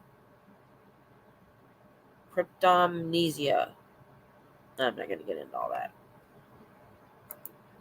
Trippy. All right. So 1958, the U.S. Internal Revenue Service withdrew the Washington, D.C. Church of Scientology's tax exemption after it found that Hubbard and his family were profiting unreasonably from Scientology's ostensibly non-profit income. In the spring of 1959, Hubbard purchased St. Hill Manor, an 18th century English country house, formerly owned by the Maharaj of Jaipur. I hope I said that right. The house became Hubbard's permanent residence and an international training center for Scientologists. So he lived where he worked, which I would think would be weird, but it just is. Okay. That year, Hubbard learned his son Nibs had resigned from the organization, citing financial difficulties. Hubbard regarded the departure as a betrayal. Hubbard introduced security checking, a structural interrogation using the e-meter to identify those he termed potential trouble sources and suppressive persons. We know he was paranoid, paranoid delusion, however you want to say it, and that's why that all came to be. I think a certain German dictator was the same.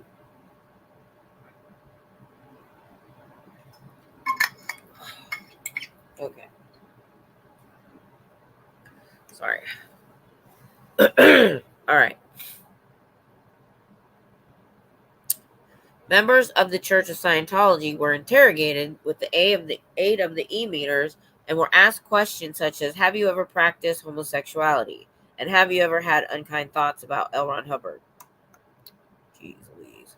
Since its inception, Hubbard marketed Dianetics and Scientology through false medical claims.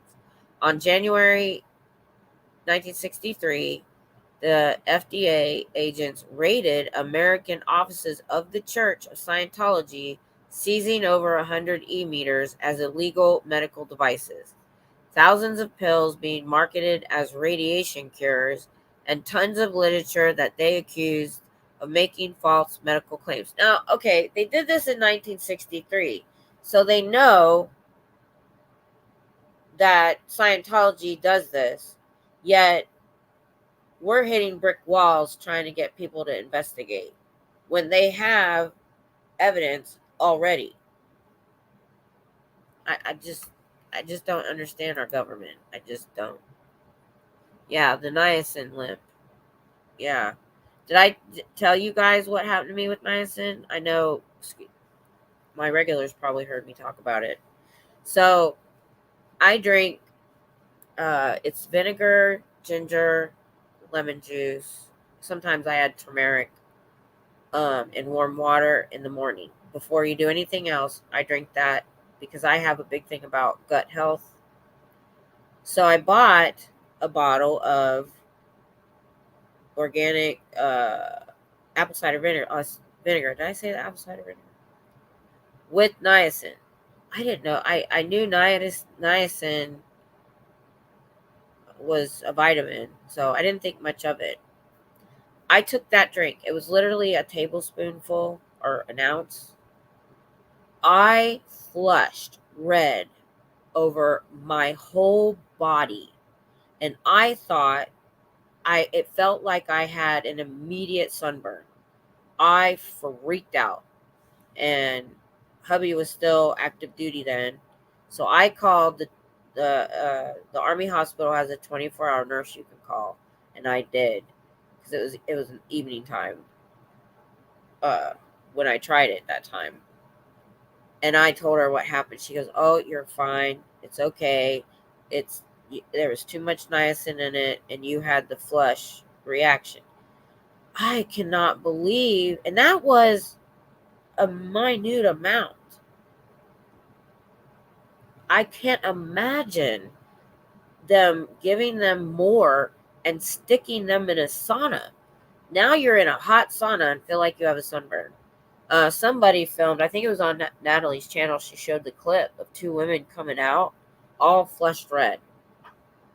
Yeah, have you ever practiced homosexuality? I know. Yet, L Ron Hubbard lived in Parsons' house where anything went on that regard. Yet, when he creates Scientology, he's stopping everybody else. He doesn't want any deviant behavior. So, this is helping me get into his brain. I mean, he was a failure at everything. Yet somehow he figured out how to have a religion that still exists. Okay. November 1963, Victoria, Australia, the government opened an inquiry into the church, which was accused of brainwashing, blackmail, extortion, and damaging the mental health of its members. See what I mean? Its report, published 1965, condemned every aspect of Scientology and Hubbard himself. I would like to get that report and read it. I'm going to. I'll do it as a side video. The report led to Scientology being banned in Victoria, Western Australia, and South Australia, and led to more negative publicity around the world. Public perceptions of Scientology changed from relatively harmless, if cranky, to an evil, dangerous group that performs hypnosis and brainwashing. Scientology attracted increasingly unfavorable publicity across the English-speaking world. There was a comment from his son Nibs that I'm trying to find. It might have been a side note.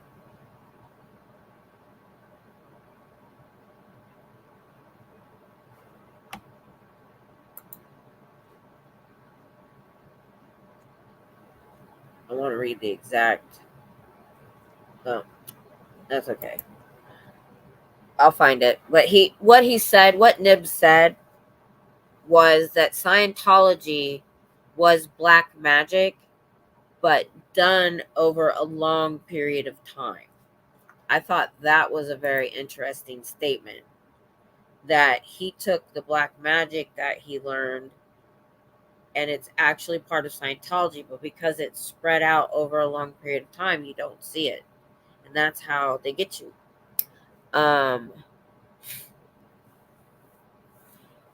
Scooter Mom. Cruz just landed among the athletes and is loving on all the Oh, he did do the parachute jump. I wasn't sure if that was even true. I'll definitely watch that when I come back. Nebulous. Oh my, I knew that I should have ordered a bigger sick bucket. No. I know. Oh, and of course he has to exit with the Olympic flag on the back of a motorcycle. Please. He's like, of course. Yeah, of course. Now, when I talk to people on the street, if we get to the comment, yeah, Tom Cruise, John Travolta is a member, I'm going into if they look like they're going to stay, because I never know how long I'm going to have them, so I talk fast. I'm telling them that if we've already talked about the Sea Organ stuff, which I did this last time on Saturday, I told him that Tom Cruise knows exactly what's going on in Scientology, because he has used Sea Org members as manual labor on his property. So he had free slave labor. So we know he knows. And he doesn't care. He's a piece of crap. I will only watch his movies if they're free. Only because I like Mission Impossible. Okay. I don't know why I had to be stuffy. All right, where were we?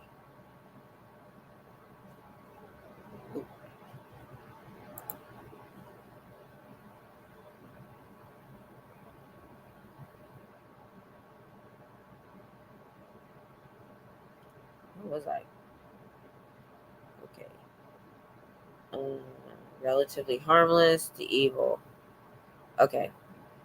Scientology attracted increasingly unfavorable publicity across the English-speaking world. Now, I think that's also why they're targeting non-English-speaking countries, because they wouldn't have seen this publicity. Hubbard took major new initiatives in the face of these challenges. By 1965, ethics technology was introduced to tighten internal discipline within Scientology. It required Scientologists to disconnect from any organization or individual, including family members, deemed to be disruptive or suppressive. Scientologists were also required to write knowledge reports on each other, reporting transgressions or misapplications of Scientology methods. Hubbard promulgated a list of punishable misdemeanors, crimes, and high crimes. At the start of March 1966, Hubbard created the Guardian's Office. Here we go. A new agency within the Church of Scientology that was headed by his wife, Mary Sue. It dealt with Scientology's external affairs, including public relations, legal actions, and the gathering of intelligence on perceived threats. So originally, it was geared more towards outsiders, but we know that changed. As Scientologists faced increasingly negative media attention, the GO retaliated with hundreds of writs for libel and slander. It issued more than 40 on a single day. Hubbard ordered his staff to find lurid, blood, sex, crime, actual evidence on Scientology's attackers. The fair game policy was codified in 1967, which was applicable to anyone deemed an enemy of Scientology, may be deprived of property or injured by any means by any Scientologist without any discipline of the Scientologist, may be tricked, sued, or lied to, or destroyed. Now that is some scary stuff right there. Scary, scary stuff. We know what that ended up being like. Oh. What are you guys saying up here? Hold on. Skydiving off a plane. Oh, this is Tom Cruise. Running through a field to climb the Hollywood sign and hunt off the flag to a cyclist. So campy. I know. Tom, where do they keep their guns in Scientology? John Danilovic, who was the captain of St. Hill, smuggled guns for Scientology. I've never heard of it. I've never heard any of the ex-members mention having that. So it may be so secret that most people don't know about it if it's true. So that's something I've actually never heard of. He was rather poignant as Lestat in Interview with the Vampire. I read all those books too, me and my husband. David Miscavige would say, I just got off the phone with Tom and he offered to come and sort you guys out, like physically. He probably would have, or did. In a fort like Gold Base, I'm sure that they have guns. In a fort like the FSO, I'm sure they have guns. I think they have those doomsday bunkers that they're supposedly just to keep records, but I'll bet you they're fitted out for an apocalypse type situation. That's probably where they would be. I would think. That's just my opinion.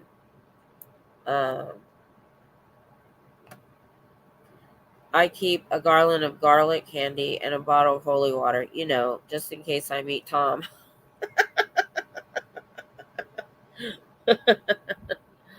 Oh my gosh. If he's friends with the leader of this crap, he's messed up. All right. So we did the Guardian Office, fair game, destroyed. All right. We read all that. Newspapers and politicians in the UK pressed the British government for action against Scientology. April 1966, hoping to form a remote safe haven for Scientology, Hubbard traveled to the southern African country Rhodesia, now Zimbabwe. Despite his attempts to curry favor with the local government, Rhodesia promptly refused to renew Hubbard's visa, compelling him to leave the country. Finally, at the end of 1966, Hubbard acquired his own fleet of 3 ships. July 1968, the British Minister of Health announced that foreign Scientologists would no longer be permitted to enter the UK, and Hubbard himself was excluded from the country as an undesirable alien. Further inquiries were launched in Canada, New Zealand, and South Africa. Now, this is in 68. So, I was born in 69. So, 56 years ago. Why aren't they knew that they did this? Why? I don't understand why they're okay now in some places. By the way, what I heard about the Rhodesia, if it's the right country, is that he actually wanted to try to overthrow it, but talked to the wrong guy, and his plan got found out. He was trying to curry favor with a dude that wanted to overthrow and have a coup over the other leader, something like that. I just heard somebody talking about it, so I can't remember the exact details. All right, so now we're in the Sea Org. And we all know that Hubbard was in the Navy, and so he created the Sea Org because he, remember what they said about his mental disorder, he wanted godlike powers. So he's a leader of a religion now, and now he wants to be Commodore of his own Navy, because to make up for all his crappy naval performance. So I'm going to go into that more when we go over more history, because if I'd have added all that, we'd have been here for 4 hours. But he was given 2 commands, which were in the United States, and they were 2 small ships, and he got relieved of command. And I remember reading that anyone that he was under, they wrote that he should not ever be given command. And pretty much he was just a shitty officer.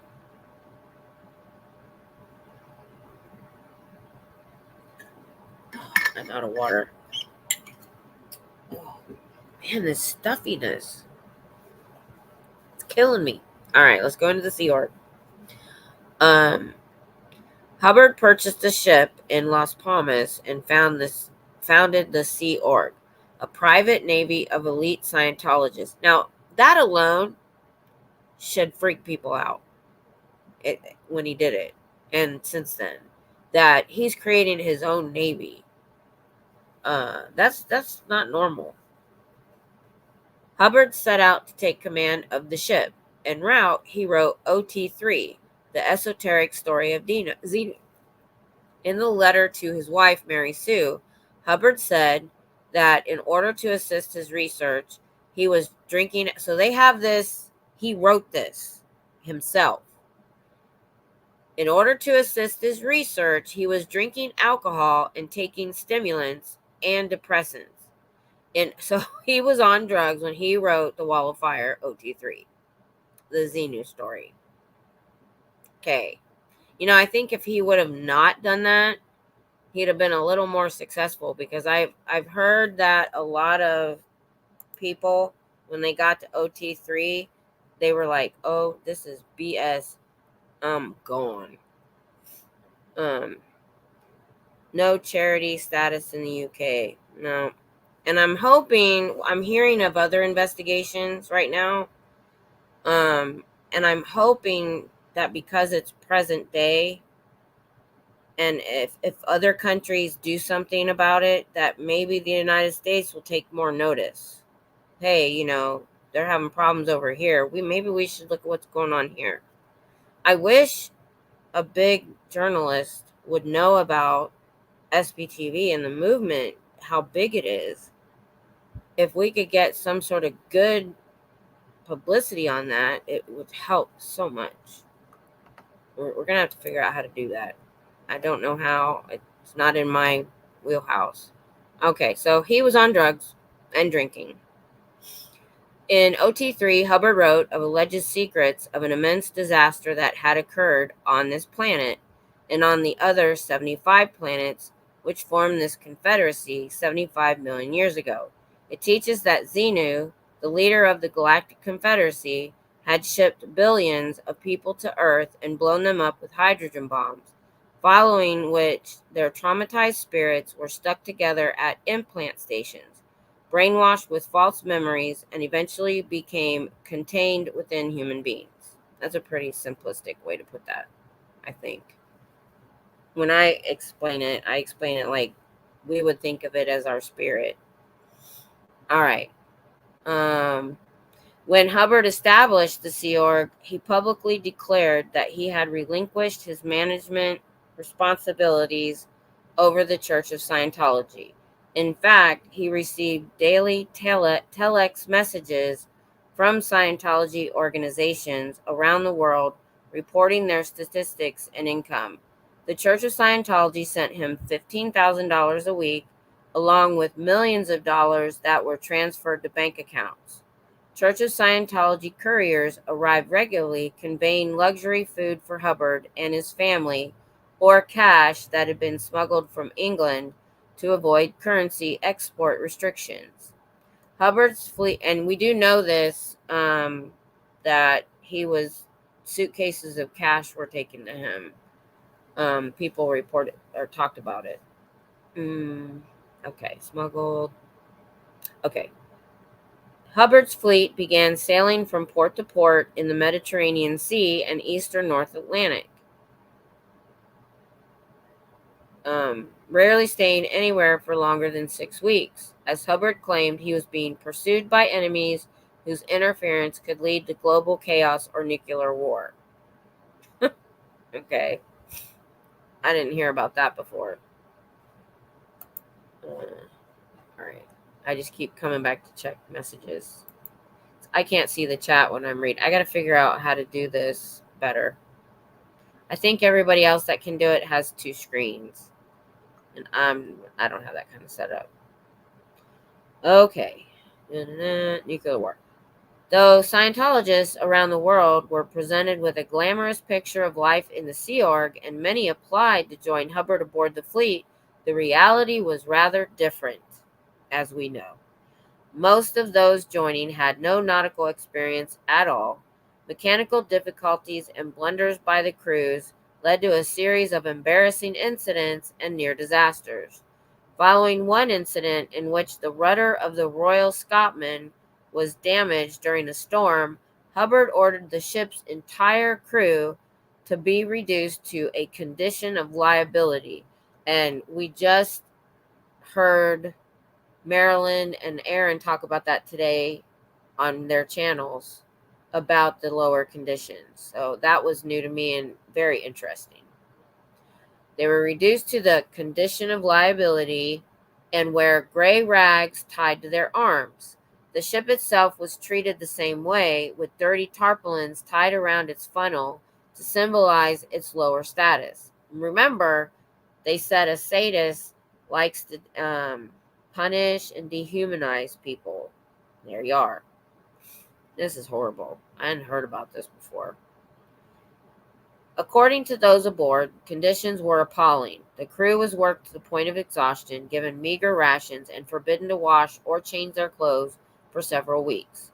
Hubbard maintained a harsh disciplinary regime aboard the fleet, punishing mistakes by confining people in the Royal Scotsman's bilge tanks without toilet facilities and with food provided in buckets. At other times, erring crew members or students were thrown overboard, with Hubbard looking on and occasionally filming. One member of the Sea Org recalled Hubbard's punishing a little boy by confining him to the ship's chain locker. I heard some other people talk about that. That's horrible. If you're new, if you're coming in new, the chain locker is where the chain for the anchor rolls up, and it's cavernous, dark. There's nothing in there but the chains. So it's like a cave. It's horrible. And I think I heard them say they turned the lights off, that they made him sit there in the dark. I don't know that for sure. So I may be misremembering. I don't remember. Oh, there's a lot. I didn't think I was going to go this far, but I'll put chapter breaks so people don't have to watch the whole thing. Aboard ship, Hubbard began dispatching teams of Sea Org members to search for historic evidence of his past lives. In 1973, he published Mission into Time about those searches. Now, having his own paramilitary force, orders to you use R245, that's killing someone with a 45 pistol, on specific individuals was published. He's authorizing murder.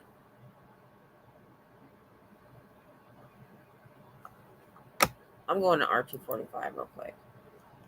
R245 is Scientology slang for murder or suicide by gun. I would really like to know if that term was used with Lisa McPherson or, I can't remember the girl's name, because he just said, or suicide. L Ron Hubbard described it as an enormously effective process for exteriorization, but its use is frowned upon by this society at this time. In Scientology doctrine, exteriorization refers to the separation of the Thetan soul from the body, a phenomenon which Hubbard asserts can be achieved through Scientology auditing. He means dropping the body. R245 is said to be a process by which exteriorization could be produced by shooting a person in the head with a 45 caliber pistol. This literal meaning is acknowledged by the Church of Scientology, although they deny that is meant seriously. Oh my goodness. Oh my goodness. Oh my goodness. Oh. Yeah, international waters to avoid jurisdiction. Pirates of the Caribbean. Scooter Mom. Kim, you can open YouTube on your tablet with the volume down so you can see the chat. That's a good idea.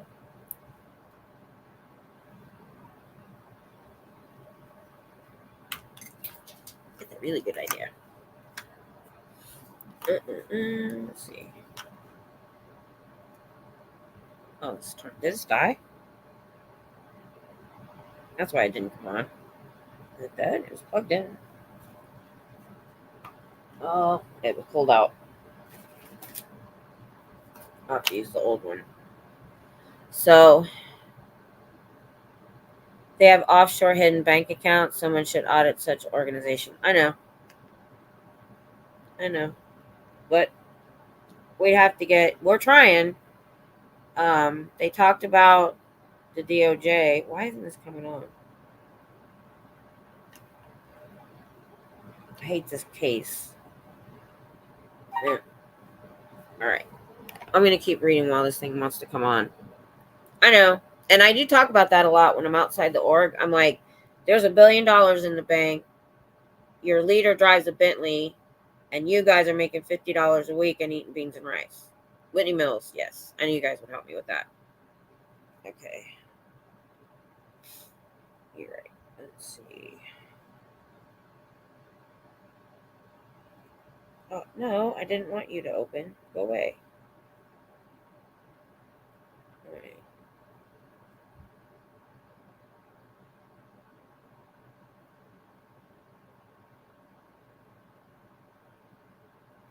So, let's go back. All right. I didn't intend on actually going there. I'm just going to read a little bit more.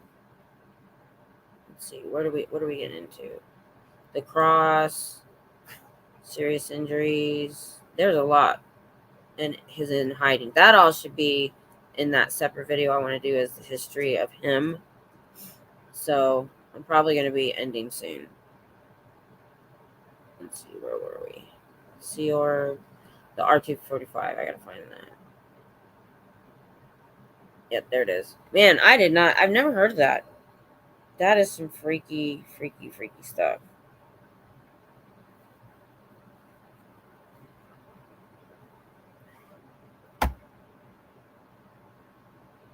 All right, so that's amazing, actually. I mean, it said murder or suicide. And how did they end up? Did both of them use a gun? I'm actually not familiar with Lisa McPherson. We are keeping you busy tonight. I'm glad y'all are staying. We've been here for 2 hours. So, I mean, I'm perfectly fine if y'all are tired and need to go. because what you can do is come back and watch more. And like I said, I was gonna do a side thing where um, there we go. That was just gonna be like his history, about his naval history, and so I'm not gonna go into all the way up to where he passes away. I'm gonna leave that for the second video. So we'll finish the Sea Org stuff and then we'll be done. So, all right. Now I said dark theme. It went back to white. Oh well. I have to change glasses. It's closer. Ooh, it looks scary. I look spooky. Ooh. I'm trying to. Okay, so we're in the Sea Org stuff. Whoop. Went too far. Yeah, there's a whole bunch more stuff. It even goes into false biographical uh his false biographical stuff. Okay, here we are. The R245. Okay, so we read about the R245, which is just disgusting. It's the only thing I can think. So, he has a paramilitary force. Now he has the R245 published. From about 1970, Hubbard was attended aboard ship by the children of Sea Org members, organized as the Commodore's Messenger Organization, CMO. They were mainly young girls dressed in hot pants and halter tops who were responsible for running errands for Hubbard, such as lighting his cigarettes, dressing him, or relaying his verbal commands to other members of the crew.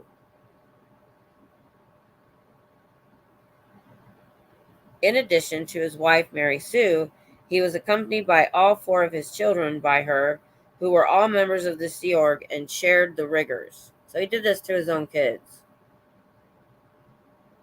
After his prior failure in Rhodesia, Hubbard again tried to establish a safe haven in a friendly country, this time Greece. Even America, us back in the day, backed off. Oh, let me go back up. Emails. International waters, who's going to prosecute? I know. That's why I think David Miscavige spends more time out there than we think, because we never see him. He can't be around um,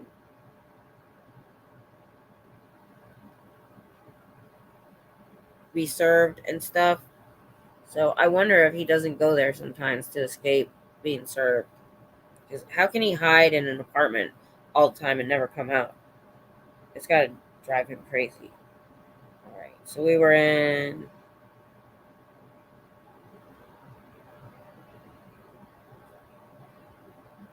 All right, so Greece. The fleet stayed at the Greek island of Corfu for several months in 68 and 69. Hubbard, recently expelled from Britain, renamed the ships after Greek gods. The Royal Scotsman was rechristened Apollo, and he praised the recently established military dictatorship.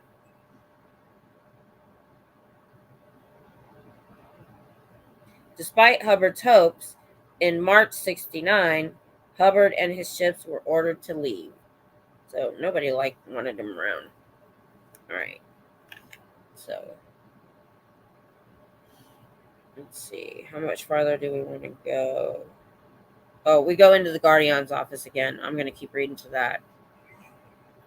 I'm sticking with the Scientology history, and then I'm doing a separate one on just LRH's history. Ooh, the knees. Okay.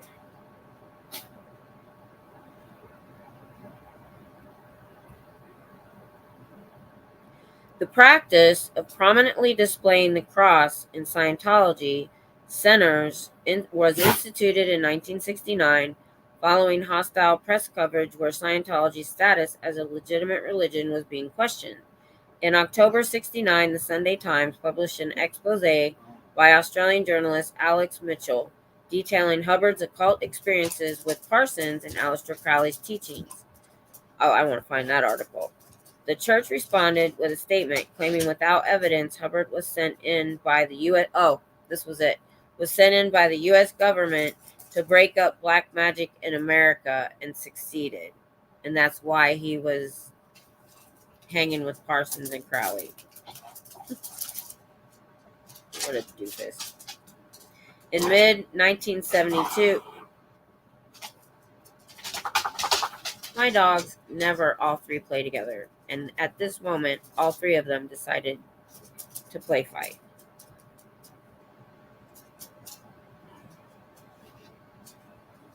Just don't hit the table. Alright, so now we're mid-1972. Hubbard again tried to find a safe haven, this time in Morocco, establishing contact. Oh no, this was the country. I was wrong about Rhodesia. I just knew there was a country. I think it was this one. We'll see. I'm probably wrong.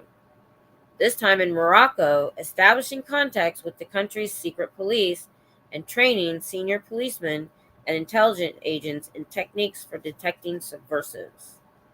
Wow. The program ended in failure when it became caught up in internal Moroccan politics, and Hubbard left the country hastily in December 1972. That was the one I was thinking of, where he had to leave fast. That was it. After French prosecutors charged Hubbard with fraud and customs violations, Hubbard risked extradition to France. In response, at the end of 1972, Hubbard left the Sea Org fleet temporarily, living incognito in Queens, New York. Why would you pick Queens, New York? What a weird place. Hubbard's health deteriorated significantly during this period as he was overweight, chain smoker, suffered from bursitis, and had a prominent growth on his forehead. Yet, if you go clear, it should cure all of that. I could see why he had to go into hiding from Scientologists. In September 1973, when the threat of extradition had abated, Hubbard left New York, returning to his flagship. All right. I don't know. I'm just going to leave this other stuff for his history. Let's go into the Guardian's office. This goes over the Snow White a little bit. Throughout this period, Hubbard was heavily involved in directing the activities of the Guardian's office, the Legal Bureau Intelligence Agency. In 1973, he instigated the Snow White program and directed the GO to remove negative reports about Scientology from government files and track down their sources. The GO carried out covert campaigns on his behalf, such as Operation Bulldozer Leak, designed to convince authorities that Hubbard had no legal liability for the actions of the church. Hubbard was kept informed of these operations, including as the theft of medical records from a hospital, harassment of psychiatrists, and infiltrations of organizations such as the Better Business Bureau, American Medical Association, American Psychiatric Association, U.S. Department of Justice, the DOJ, who we're going to try to go through to get at Scientology, and Internal Revenue Service. Paulette Cooper, a freelance journalist and Scientology critic, was subjected to at least 19 lawsuits, framed for sending bomb threats, and was urged to climb onto a dangerous 33rd floor ledge by a roommate, later believed to be a Guardian's office agent.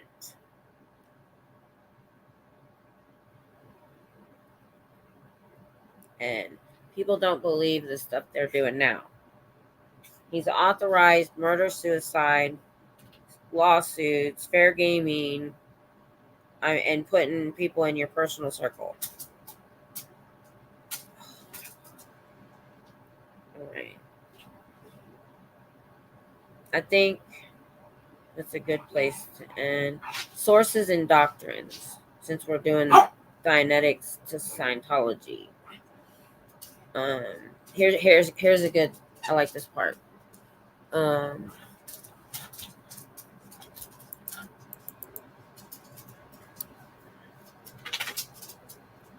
Wrong glasses.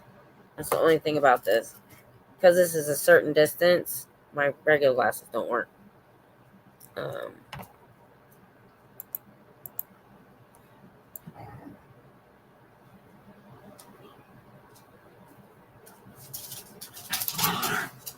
They all have hidey holes. I'm sure they do. Where is Miscavige hiding? No one is saying.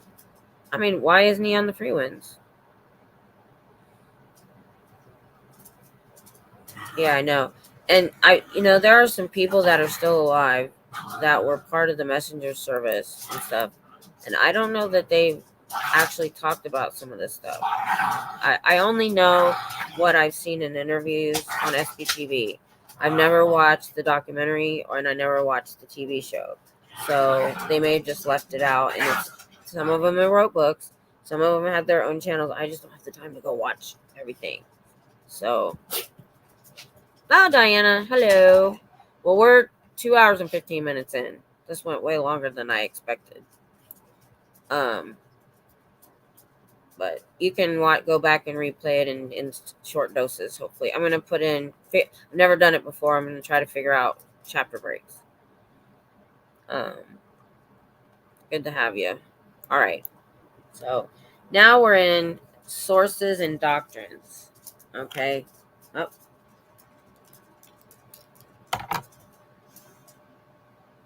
Oh, and these are dirty. All right. I'm just going to pick from... I'm not reading it all. Hubbard has been described as an eclectic and ingenious religious innovator who cobbled together ideas from a diverse array of sources and traditions. Now, this is the part that's important because we've always wondered, okay, what did he pull from? We've read a little bit before, Carl Jung and all of that, and how he got the E-meter, and there was some other disciplines that he took from. And I read this part. Hubbard explicitly cited Freud's psychoanalysis as a source for Dianetics and Scientology, renaming some terms. Hubbard's wife, Sarah, recalled him discussing biologist Richard Simon, who had coined the term engram. So he took that, which became the centerpiece of Dianetics. Hubbard incorporated the 1920s psychoanalytic theory of birth trauma and taught his followers to maintain total silence during the birth process. Hubbard explicitly credited social Darwinism pioneer Herbert Spencer, who coined the phrase survival of the fittest. Now, if you remember, we're only a little bit into Dianetics. And remember that early on, it was even down to the cellular level that our cells want to survive. And he talks about that and how that works in Dianetics. The phrase survival of the fittest, and taught that the one command given to all life is to survive. And he said that, he literally plagiarized that in his book. And later authored a book called Science of Survival. Hubbard cited author Alfred Korzybski,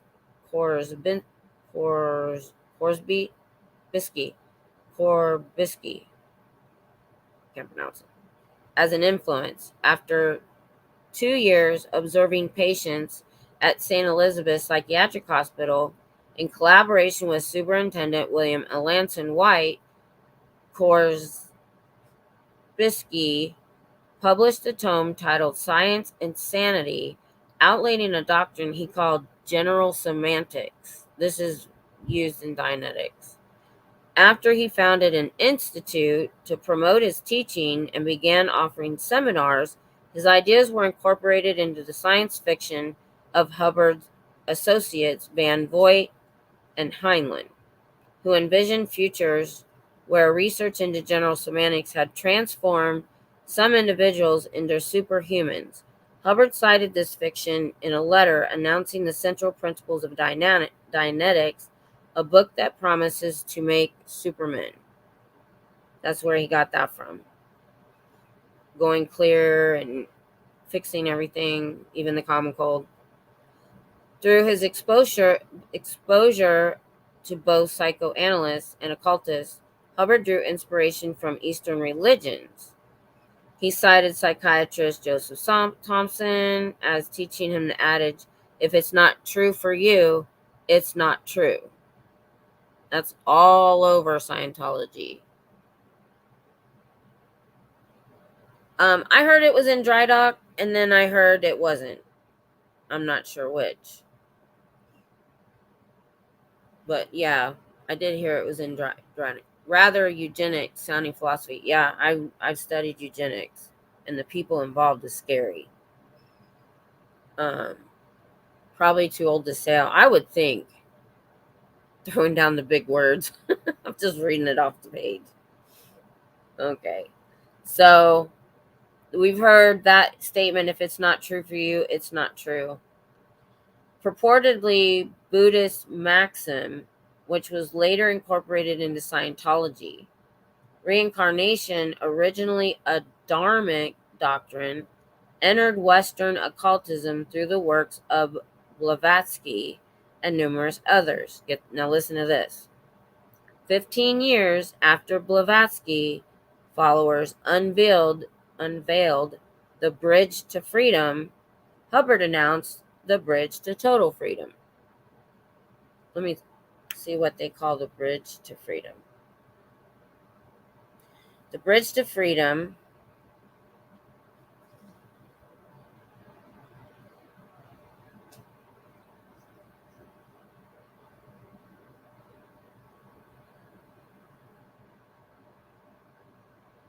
Okay, I'm going to go here.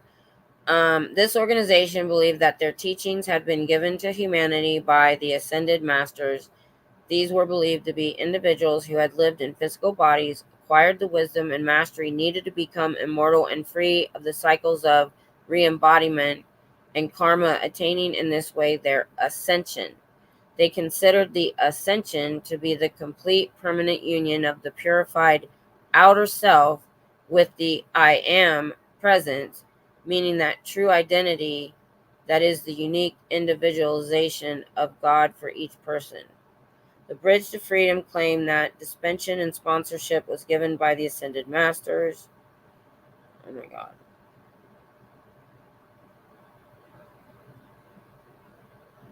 It gets into the weeds. We're done.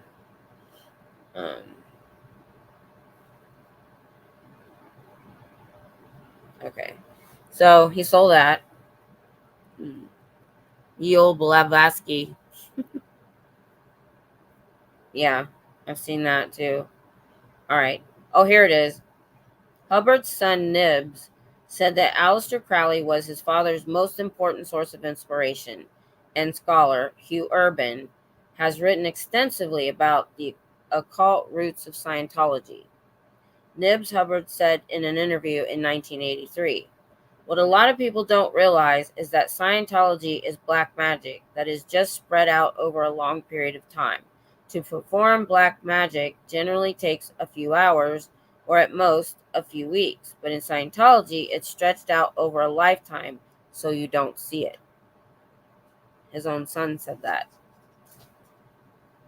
So I'm going to have to do something weird because we're over 2 hours in. I'm about to be done. I got to get some more water. And I don't think hubby's awake enough to bring it to me. What time is it? All right. Real quick. I'll be right back. Oh, talk amongst yourselves. Oh, no. You guys need to go hang out. I got nothing for you.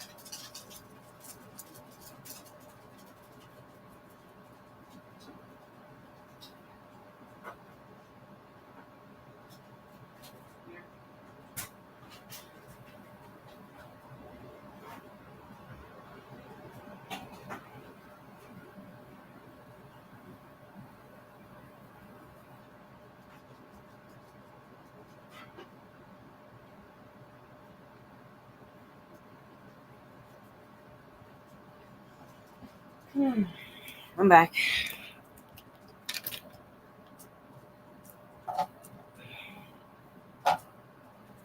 Okay. Oh. Okay. I'm back.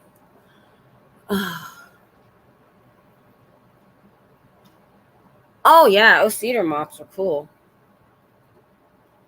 I like those. Does that one have the spinner to spin it dry? I also got some news. Oh, some news. Oh, some new posters. Ow, I can't open that. Crowley inheritance came from sales, made him full-on aristocratic British loony. Yeah, I was just telling everyone what I got for my birthday. Yeah, that's cool.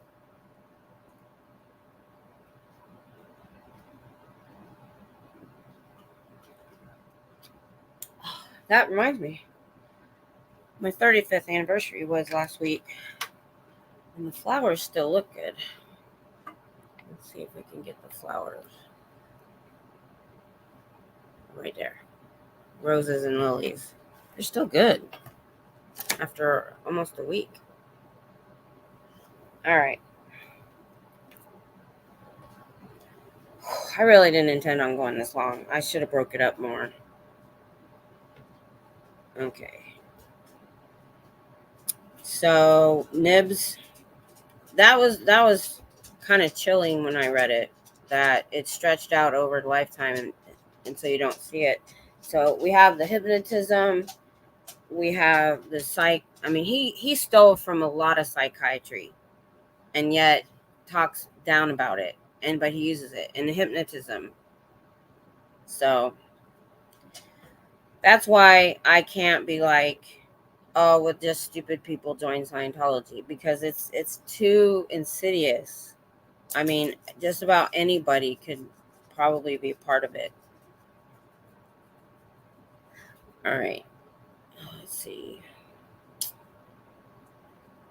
Oh, like Crowley, Hubbard identified himself with diabolical figures from the Book of Revelation, just as Aleister Crowley taught a soul could temporarily leave their body through astral projection. Hubbard taught a Thetan could journey outside the body by going exterior. That's where he learned that. Hubbard also taught extensively about hypnosis and recommended a 1949 book on the subject. Hubbard told of hypnotic implants. Privately teaching human religions are the product of such implants. Now, I don't understand that statement. Is it a person or a thing? The use of hypnosis or trance to remember past lives was an extant practice in occult circles prior to Dianetics. Oh, scratch offs are good. Those make good stocking stuffers at Christmas. Okay. Hubbard incorporated a range of hypnotic techniques into Scientology auditing and courses. They are employed as a means to create dependency and obedience in his followers. Crowley and Hubbard both placed emphasis on a goddess figure variously called Babylon. Diana, you'll like this. Hathor or Diana, a name Hubbard gave to a ship and a daughter. The term Dianetics may have been inspired by the goddess. So Dianetics is named after Diana. Ah, are you a plant, Diana? I'm just kidding. Let's see, where were we? Crowley taught a sex magic ritual called Kareza or Dianism, which Hubbard is believed to have practiced. The E-meter was constructed by inventor Volney Matheson, who introduced it to Hubbard. Similar devices had been in use by psychiatrists and law enforcement for decades. Hubbard likened his own teachings about interstellar empires and invader forces to the early 20th century fiction genre space opera. Hubbard drew upon U.S. Navy traditions in creating the Sea Org and once said the Commodore Messengers organization had been inspired by the German youth. I'm not saying his name. Adolf Youth. So, and then it goes into false biographical claims, his legacy. Let's see.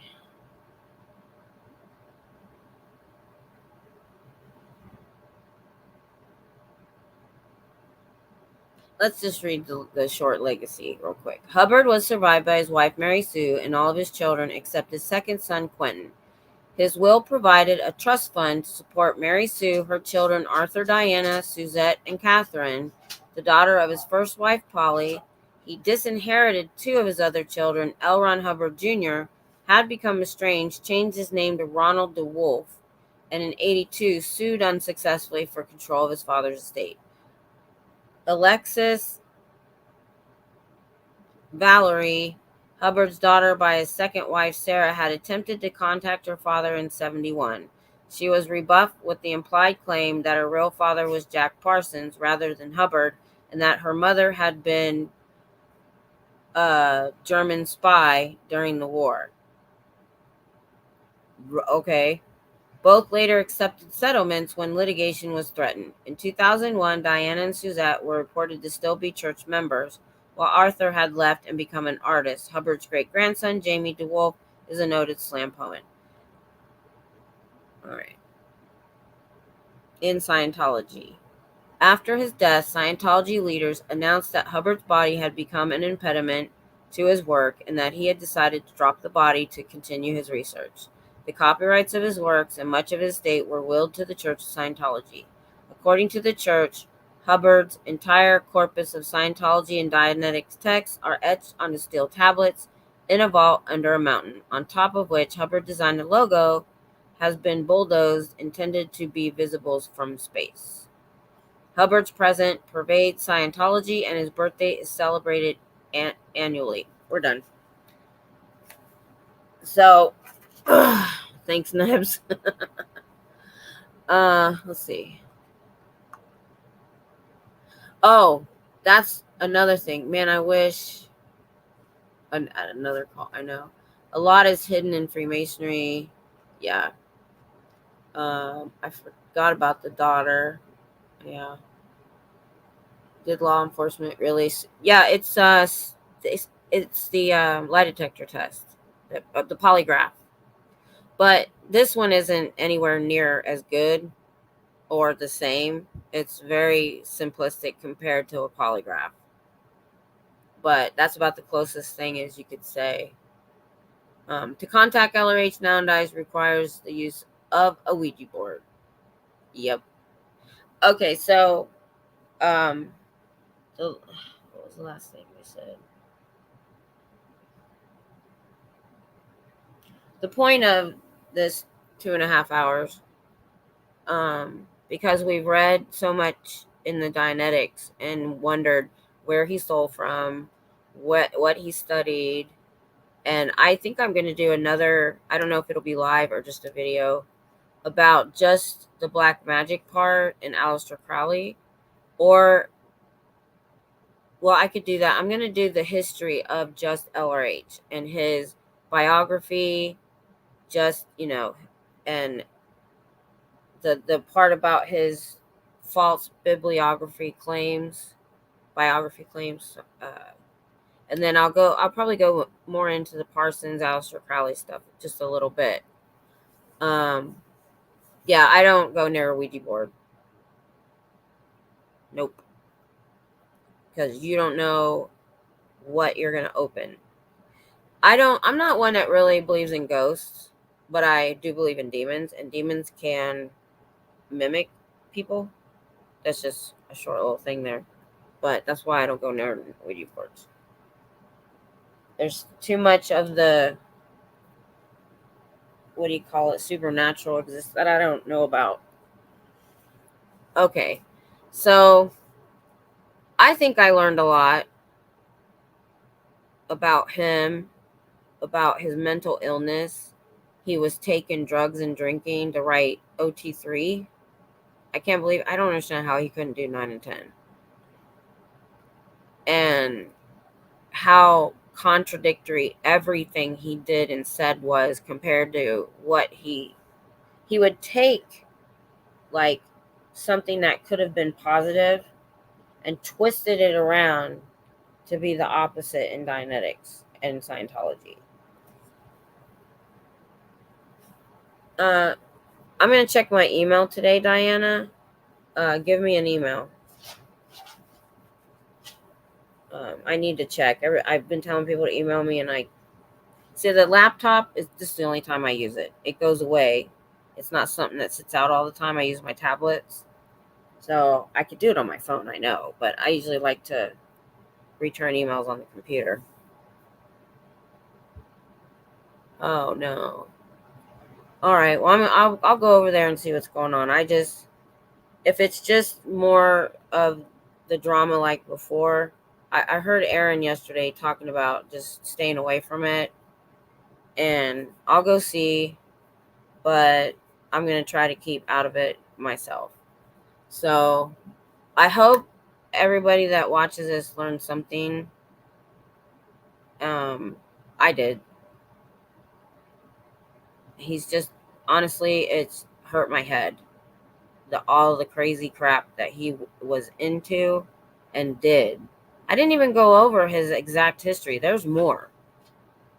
So, all right, y'all. You have a good. I have a proof